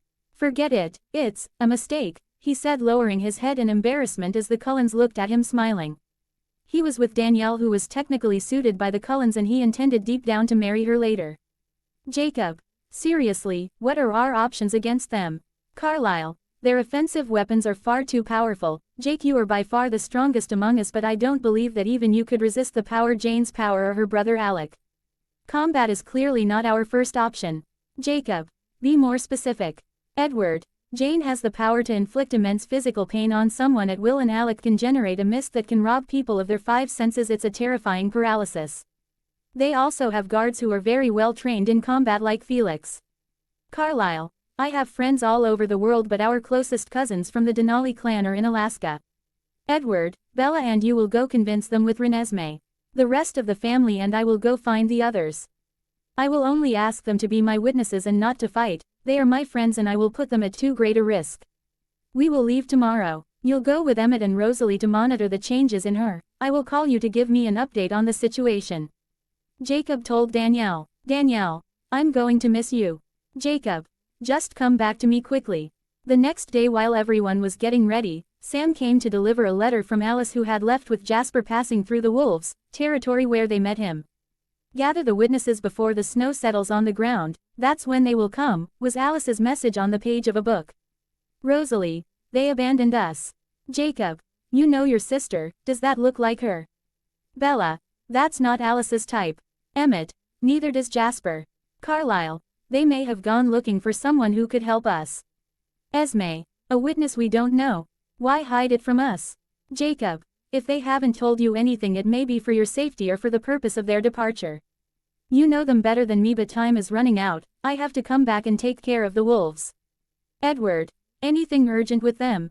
Jacob, our powers are triggered by your contact. When all the witnesses from Carlisle are there, there will be a huge chance that new wolves will appear among the young people and I must take care of it with Sam. I have my sympathy with you but I also have a duty to my people and with all these new vampires here, there will be the question of their nutrition. I'm not naive enough to believe that everyone has an animal diet like you. Esme, Carlisle he's right. Edward, they will definitely have to hunt and that's a problem. Danielle, I worked at the Seattle hospital, I could go there and bring back blood bags. Carlisle, I can't approve of that as a doctor, patients will definitely need it.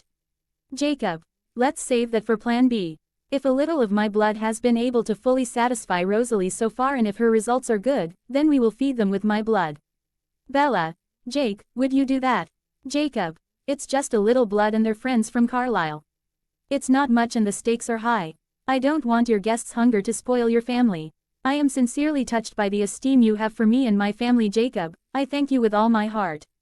Carlisle told Jacob and they shook hands. As everyone was separating, Jacob came to Rosalie and gave her a small vial containing his blood in case there was a problem with her thirst and she thanked him for it. They all separated and even Bree left with Carlisle and Esme. She was considered the youngest of the family before Renesmee. Chapter 18, Jacob's Pack. On a snowy road in the mountains in the north of Alaska where the lands of the Denali clan were, a black car was driving on the mountainous road with a motorcycle following them at the back. It was Jacob who accompanied Edward and his family to convince the Denalis. They arrived in front of the clan's chalet and the two vehicles stopped side by side.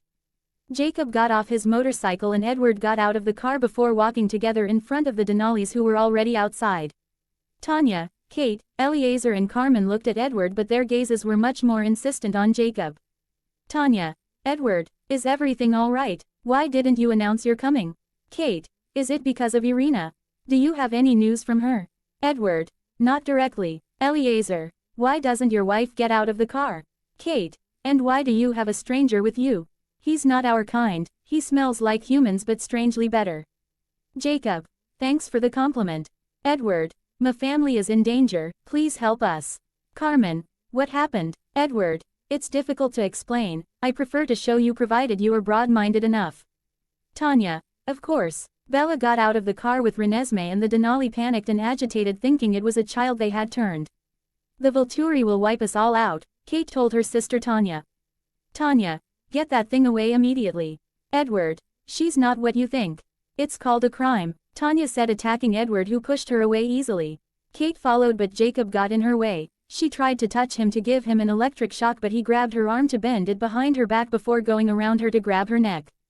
Kate, wanting to free herself, with her free hand touched Jacob's hand which was strangling him to give him another electric shock but he did not even flinch while slight burn marks appeared on his skin because of the electricity.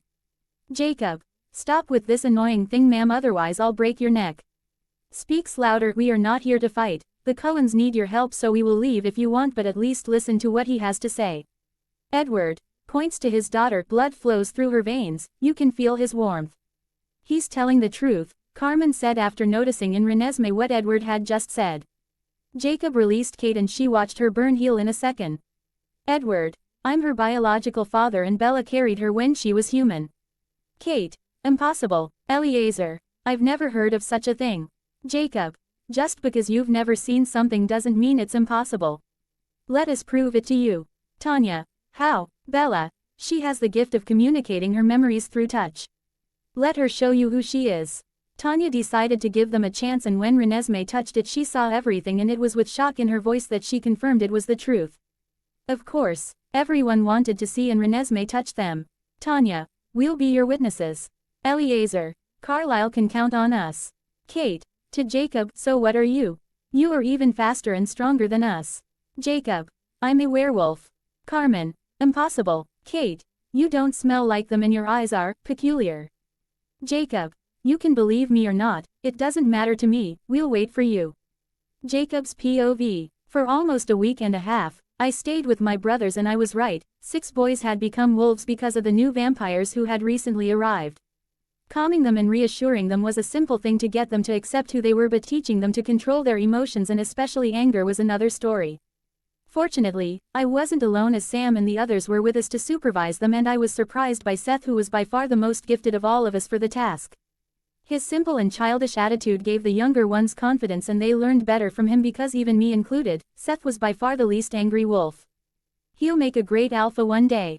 Speaking of alpha, I decided to create my own pack with Seth and Leah. It was a pack of 3 wolves, but quite special because when I accepted them under my pack and my command, an unusual psychic link was created between them and me. That night, the Clearwater brothers had a whole night of intense fever in my cabin and I was very worried about them when the next morning, their eyes were purple like mine.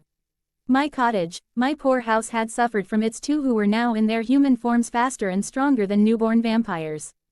It took a while for them to be able to move normally and interact with the scenery without destroying it, and they achieved this with quick adaptation. Leah's figure had become toned and very wild, her curves had increased slightly and she gained a few centimeters in height. Seth also gained lean muscles and height like his sister, and even their smells had changed. Danielle had returned for a while with Rosalie and asked me to come back, but my new protégés had taken up a large part of my time. I had to go with them to the Cullens' house and they became tense because of the presence of so many vampires. There were exactly 18 guests in addition to the permanent residents, and our arrival only increased their thirst. My wolf. Danielle ran towards me and I hugged her before kissing her. I missed you, I told her, and she said the same thing. Seth, Leah, your eyes, your smells, you smell like Jacob but less intense. Danielle remarked on this drastic change. Seth, we're part of his pack now. Leah, he said we're like him now even though he's stronger than us by far, we're stronger and faster than vampires. General POV. When they all heard this remark, the general attention was definitely on them and several guests came out to see them because of what Leah said but also because of their smell. Danielle, to the others, you are in the presence of Jacob Black, a powerful pack leader, our benefactor, close friend of the Cullens but also my boyfriend. Is he a werewolf? There's nothing powerful about these little dogs except their smells, one of them said, and it was Alistair, a blonde vampire, who said with contempt. Jacob, hold your tongue, tramp, you may be a friend of Carlisle but respect those who own this territory.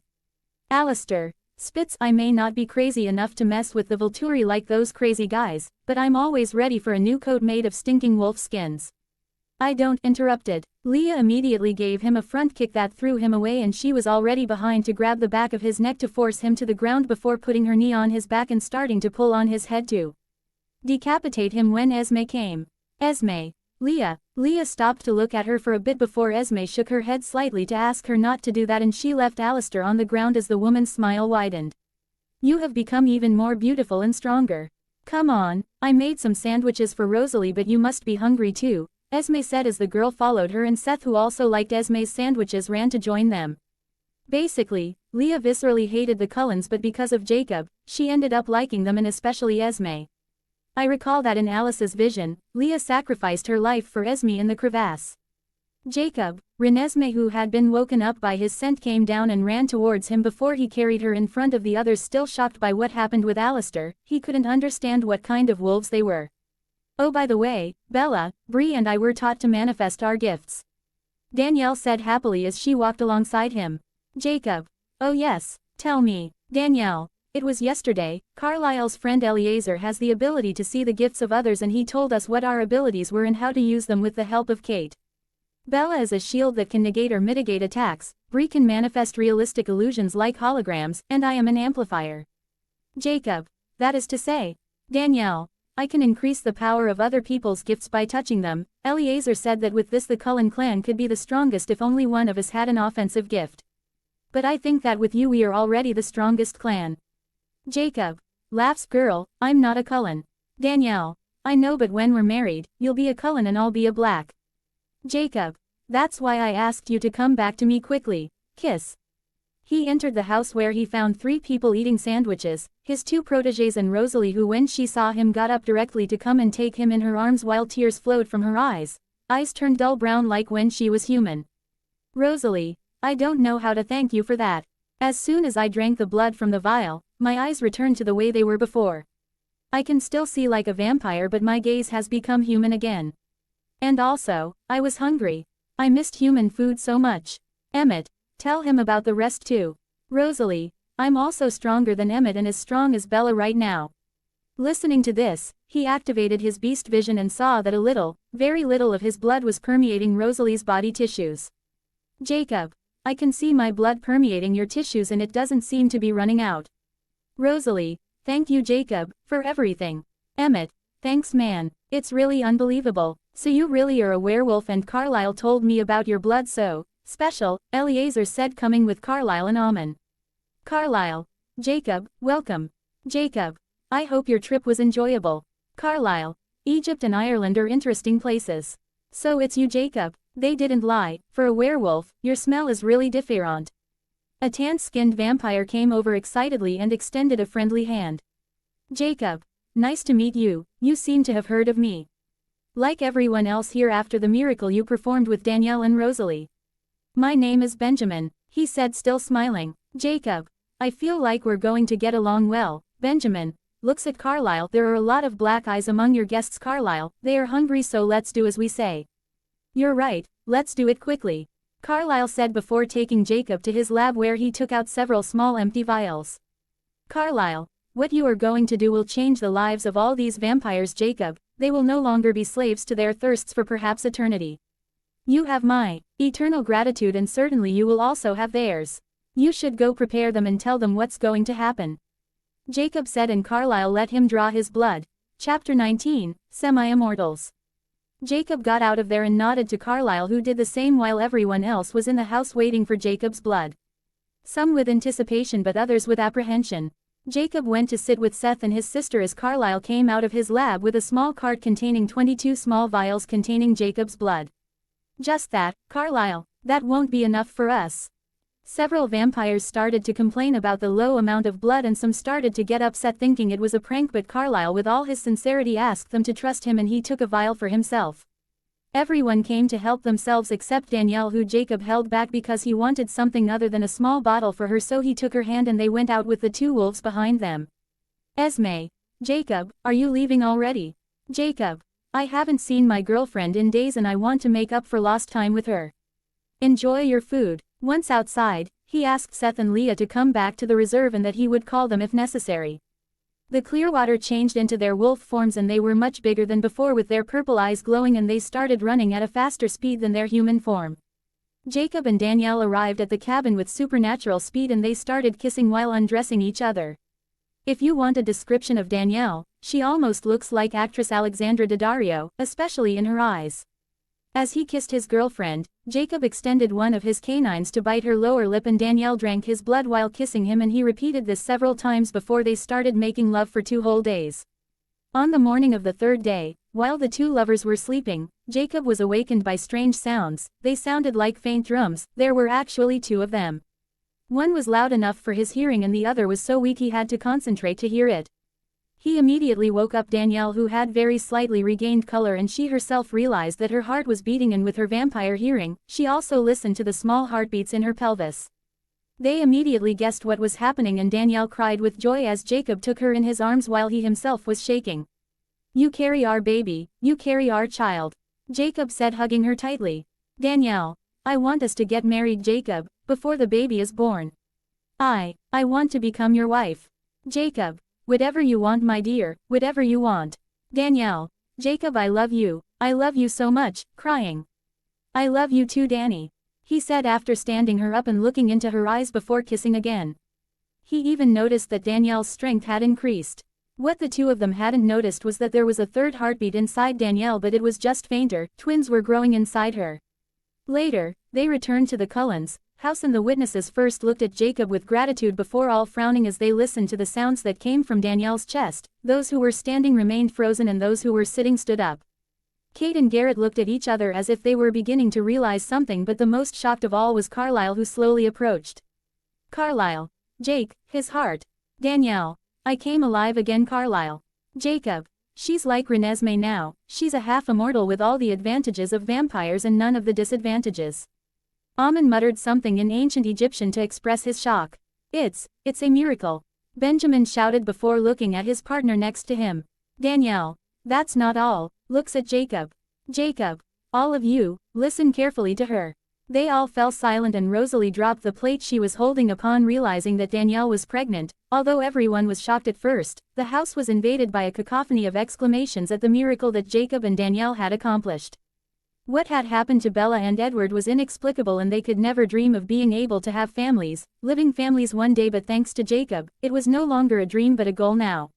Rosalie fell back on her knees with Emma trying to hold her. She started to cry with joy, but immediately two people entered the house and it was Alice accompanied by Jasper. Bella. Alice. Esme. Where have you been? Alice. South America. Jasper and I had heard rumors about a half-immortal in Brazil thanks to Edward, but without really believing it, so when we saw Renesmee, we knew it was possible. We were planning to bring him back not as a witness but as evidence, but I had a whole series of visions. Now I understand why, she said looking at Danielle, then her gaze fixed on Jacob. Carlisle. Alice, what did you see? Alice. I don't want to say anything for fear of ruining something, but knowing what I wanted to do is no longer necessary. Edward. Alice. Jacob. What she means is that with me you can become stronger and beat the Vulturi. The problem is none of you here came to fight, that's not why Carlisle called you. Garrett. If we can get rid of them thanks to you, then let's do it, I swear you'll have my eternal gratitude. Tanya. The Denali will lend their forces. Carlisle. Jacob, how could you do that? Jacob. Danielle is stronger and faster than a newborn right now, and her prowess would rival that of Leah and Seth, whose strength you have had a glimpse of. Strategically, if Danielle amplifies Kate's gift, then she would be able to throw electric arcs at our enemies. If she does it with Benjamin, he will be able to create a torrent of flames on them since he can manipulate the elements. It's not very complicated, but that's especially true if you decide to go into combat. Carlisle. We will try to talk with Arrow first, and if he persists, we will have to destroy the Vulturi. Alistair. When Carlisle brought me here, I thought you were all crazy and thought about abandoning you several times, but I was wrong. Looks at Jacob. I will never look down on those like you again, I apologize. I guess I'll have to get you a little more blood then, but Carlisle, Bella, Edward and Alice, you won't be able to drink as much as the others for my plan to work properly, Jacob said. Is that made you smile? Others. Garrett. What do you have in mind? I will be the first to listen to you, my friend. Listen to me carefully, he said with Renesmee in his arms. In the forest a little further.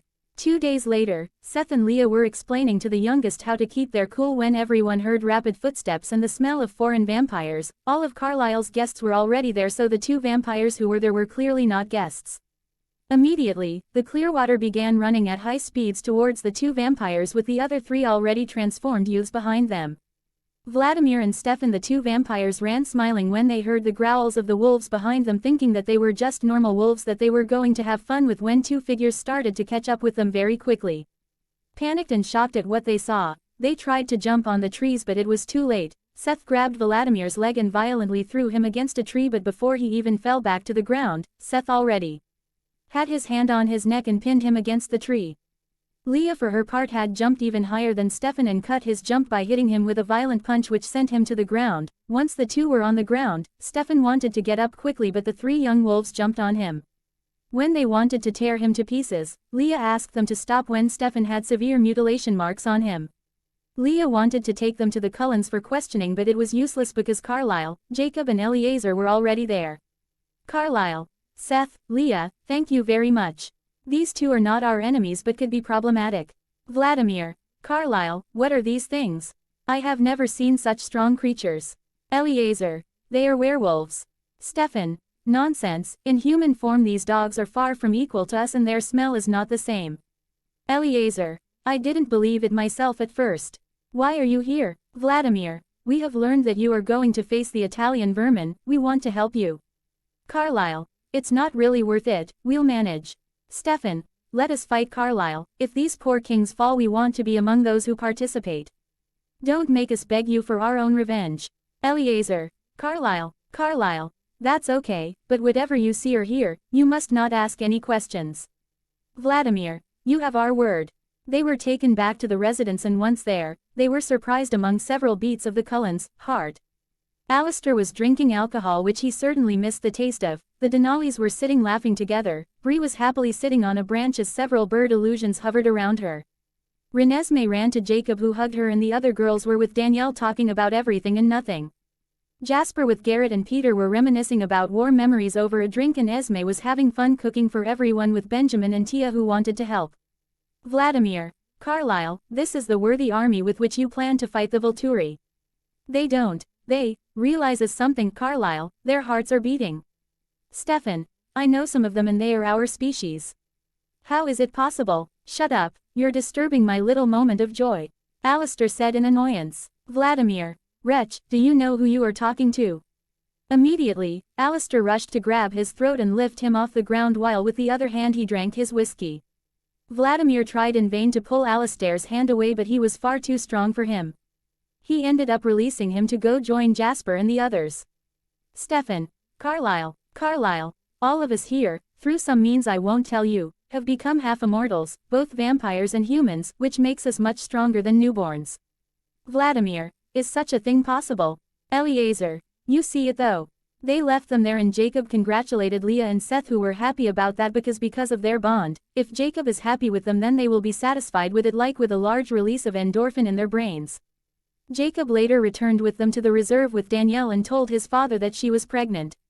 Billy, at first surprised, cried with joy. He was not angry with his son, whom he knew was mature enough to be a father now despite his young age, and Jacob said they were planning to get married. Chapter 20, The End of a Story. The days have passed and the bonds have strengthened between the guests except Vladimir and Stefan, who were sidelined. Even Alistair had gotten into the mold. They all seemed less dead day after day. Among the wolves, there was a major event because since Jacob had become pack leader, several other young people wanted to join her, but he sent them back to Sam, who had much more experience. They were young and new, so their control over their temperament was not optimal, and granting them the same gifts as Seth and Leah would be dangerous. Yet the strength of the only two members of his pack was known above the rest. He also never stopped training his brothers in combat, and as a result, he now had responsibilities unique to his status as the dominant wolf, above the others. The members of the council had met with Quill's grandfather at their head and had decided to make Jacob the future chief of the tribe. Although the council will retain a certain authority, they have seen him grow from his cradle and know that he has the necessary mentality and abilities. Finally, the snow held on the ground, and it was the day Alice predicted for the battle, and the Alliance camp was already on the large snowy field. Jacob had arranged the clans among themselves, and 2 wolves were to stay with them for his plan. If Arrow and the others realize that their hearts are beating and that their smell has changed, the Vulturi will suspect something. The wolves' scents were much stronger and their hearts were bigger and beat faster, both of which could perfectly and easily mask those of others. Only Carlyle, Alice, Edward and Bella did not have living hearts, because Arrow was definitely going to pay more attention to them according to Alas and Jacob's plan, which is why he asked them not to drink his blood as much than the others. Jacob was in the front dressed in a set of black clothes under a coat. Carlyle was standing right behind him with Esme, Rosalie, Emmett and Leah as a wolf covering them. Everyone was focused because what was going to happen today would be decisive for the rest of eternity for the Immortals and for the wolves, a battle against the leaders of their illustrious natural enemies. Far on the other side, they saw emerging from the mist more than 100 individuals in black and red cloaks lined up with a few other foreign vampires, Arrow's witnesses. They finally arrived, and the 3 Vulturi leaders, Arrow, Marcus and Keyes, showed their faces after finding Alice, Bella and Carlyle, who let go of his wife's hand to move forward alongside Jacob. Carlyle, Arrow, how about we talk in a civilized way like we used to? Arrow, those are very laughable words, Carlyle, when you see the small army you were able to gather. Carlyle, I can swear to you that conflict was never our primary goal. Keyes, you dared to ally yourself with the werewolf vermin, our enemies by nature. Jacob, I am Jacob Black, leader of the Quileute wolves and lord of the lands you walk upon now. The Cullens are our permanent guests, and I'm here to make sure everything goes well and justice is done. You are far, far away from your lands here. This is not Volterra, this is not Italy, we are in America and you have no power over my lands. Show respect. Oh ho ho ho, I love this kid, Garrett said alongside Kate, while the wolves adopted a proud attitude, especially Sam. Provocation, Keyes shouted in anger before Arrow stopped him. Carlyle, We haven't committed any crime. Arrow. Keys. The child is there before our eyes, don't take us for fools. Jacob. Let the child show you the truth. If indeed the crime has been committed, then I will let you pass judgment and the wolves will not interfere in what follows. Arrow. Either. Edward, Bella, Renesmee and Jacob advanced towards the Vulturi with Alice. Ah, I can listen to his strange little heart beating. Arrow exclaimed, pointing his fingers at Renesmee that Jacob was carrying, and he walked with her towards him. Edward. She can communicate her memories by touching. Arrow let Renesmee touch him and saw the memories she was willing to show him. Magnifico, a child conceived by him, Edward, and this newborn Bella, when she was still human, he said with shock. Keys. It's impossible. Arrow. Do you think they could have fooled me? Keys. Bring in the accuser. The guards took Irina away as her sisters Kate and Tanya started to get stressed. Keys. Is this the child you saw? Irina. I don't know. She grew up. Keys. So your accusations were false. Irina. I will bear full responsibility for this. Looks at the Cullens. I'm sincerely sorry. They wanted to execute her but Jacob intervened. Jacob. It seems that you listen but understand nothing. You have no power here and you have the audacity to want to carry out punishment on my lands. It was our guests, the Cullens, who she wronged, so it falls to me to punish her myself. Touch this woman or anyone else here and it will be a declaration of war. Keys. I'm getting tired of this dog's barking. Jane. With immense pleasure, she looked at Jacob before sending him an illusion of pain which struck the werewolf lord, who simulated his own pain to the satisfaction of the Vulturi. Before Jacob got up laughing, he could only feel tickles.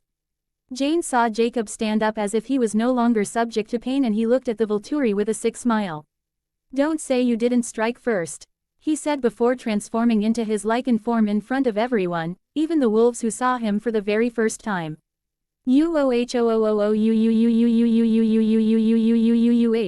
immediately made a big howling, and as if an electric shock had hit the wolves, they were suddenly in a state of intense rage before starting to charge towards the Vulturi with the allies at their side. Jacob, seeing the shock and fear of the Vulturi, rushed towards Jane, grabbed her shoulders before tearing her head off with his fangs. He killed those who were holding Irina in two claws and threw her back where her sisters caught up with him. The melee began as the Vulturi were caught off guard by whatever was happening to them. Each of the vampires in the Alliance camp was still stronger than a newborn. Even though the hearts of Carlisle, Alice, Edward and Jasper was not yet beating, they had still drunk 2 doses of Jacob's blood which permeated their tissues and their strength had been increased. As for the wolves, they were impossible to stop, led by Leah and Sam because of the difficult training that Jacob had put them through against him, Seth and Leah. They were violent, ruthless and clever in the way they attacked the Vulturi, who did not expect them to be dangerous. Wolves were never inferior to vampires, it's just that their way of attacking was primal, but that was no longer the case. Renesmee far back was under the care of Seth and Bree, who easily killed all the vampires who tried to approach them, and there were very few who reached them. With Jane's death the Vulturi lost a decisive advantage, so much so that at one point, Jacob grabbed Arrow and threw him into the void where Carlisle escaped to attack him. Because of Jacob's blood in his tissues, he had no trouble tearing Arrow's head off, just like Arrow did to Carlisle in Alice's vision in the movie. Emmett found himself facing Felix and a duel of pure strength began between the two. Even if with Emmett's new strength, the latter clearly had the upper hand over his opponent, and while Felix wanted to grab Emmett's head, Rosalie appeared out of nowhere, grabbed one of his hands. Emmett did the same with the other hand and the two pulled together to tear off his arms. Then Rosalie climbed on top of him to tear off his head. Edward and Dimitri were in a speed duel led by Edward, who managed to avoid his blows. Alec tried to send his paralyzing mist at the Cullen, but Bella quickly came to kill him, and Edward immediately got rid of his opponent by throwing him towards Sam, who killed him violently under his cries of pain. Some Vulturi wanted to flee, but it was impossible with the wolves and especially Leah, who was too fast. Jacob was tearing apart his enemies when Renata, one of the Vulturi, generated a repulsion field which affected him and pushed him back several meters at first, but with his resistance and strength, he gradually advanced until reach it. No, please, she cried in fear at the big bad purple-eyed werewolf who licked his chops before starting to tear her apart with his canines as the girl screamed in pain.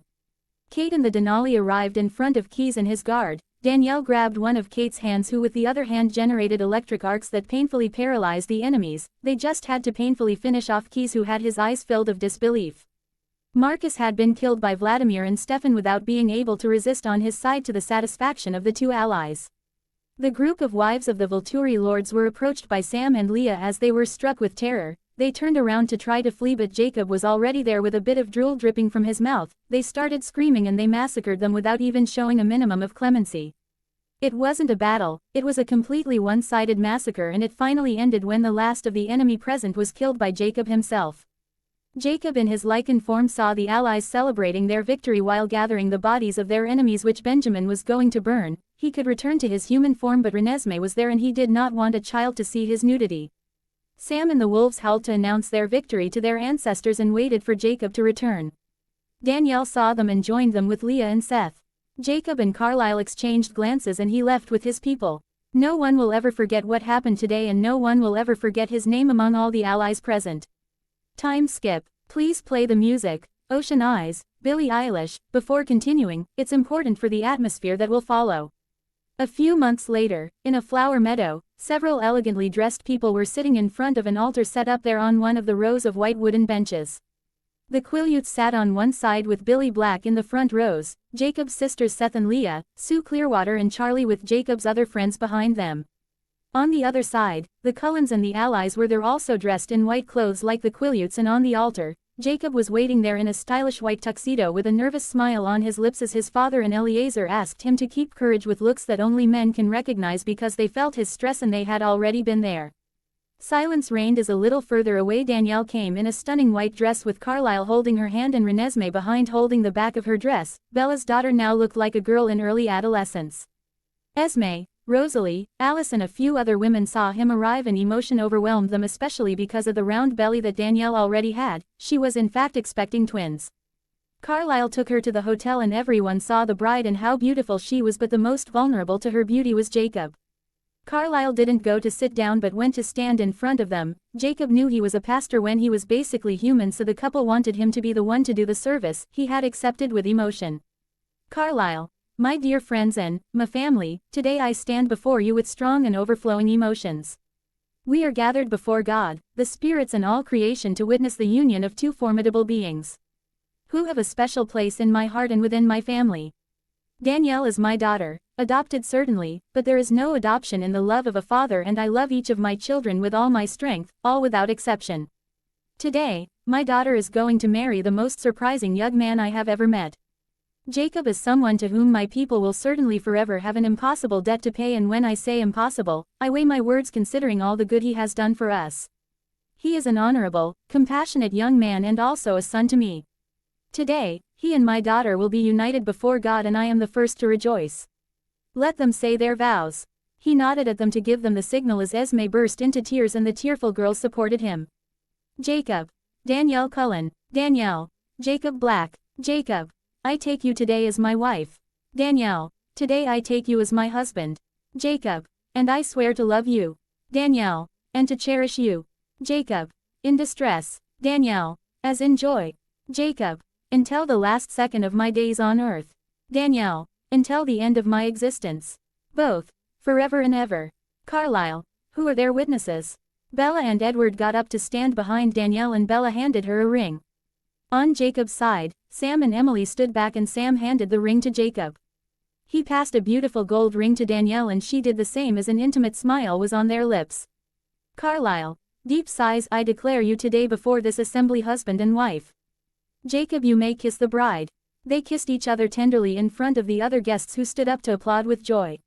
In this emotion, other couples did the same, Garrett with Kate, Emmett with Rosalie, Jasper and Alice, Eliezer and Carmen, Benjamin and Tia. Ahoo ahoo, this eternally immature Seth simulated wolf howls and the other boys imitated him to the laughter of the others and Leah, who was embarrassed by her little brother. After the ceremony, there was a reception where all of Carlisle's friends came to greet the couple warmly. They also thanked Jacob in all friendship, and the couple said that they would tour their honeymoon in passing through each of them step by step, and it delighted the half-immortals who told them that they would be welcome at their home. In the days that followed, Carlisle's friends returned home one by one, except for the nomads who wanted to settle temporarily in the region, much to Carlisle's joy. A month later, Jacob's two boys were born. They had their father's eyes and their mother's gaze. They gave them the names Carl Cullen Black and Bill Cullen Black. I know, my talent for coming up with names is lousy. The children were not hybrids but pure werewolves like their father, even if they were not yet old enough to transform. They were strong, beautiful, intelligent, and they were both Black and Cullen. As the years went by, several other weddings were celebrated, that of Charlie and Sue first, then it was around Rosalie Hale and Emmett Cullen at the same time as Alice Cullen and Jasper Hale for a double wedding.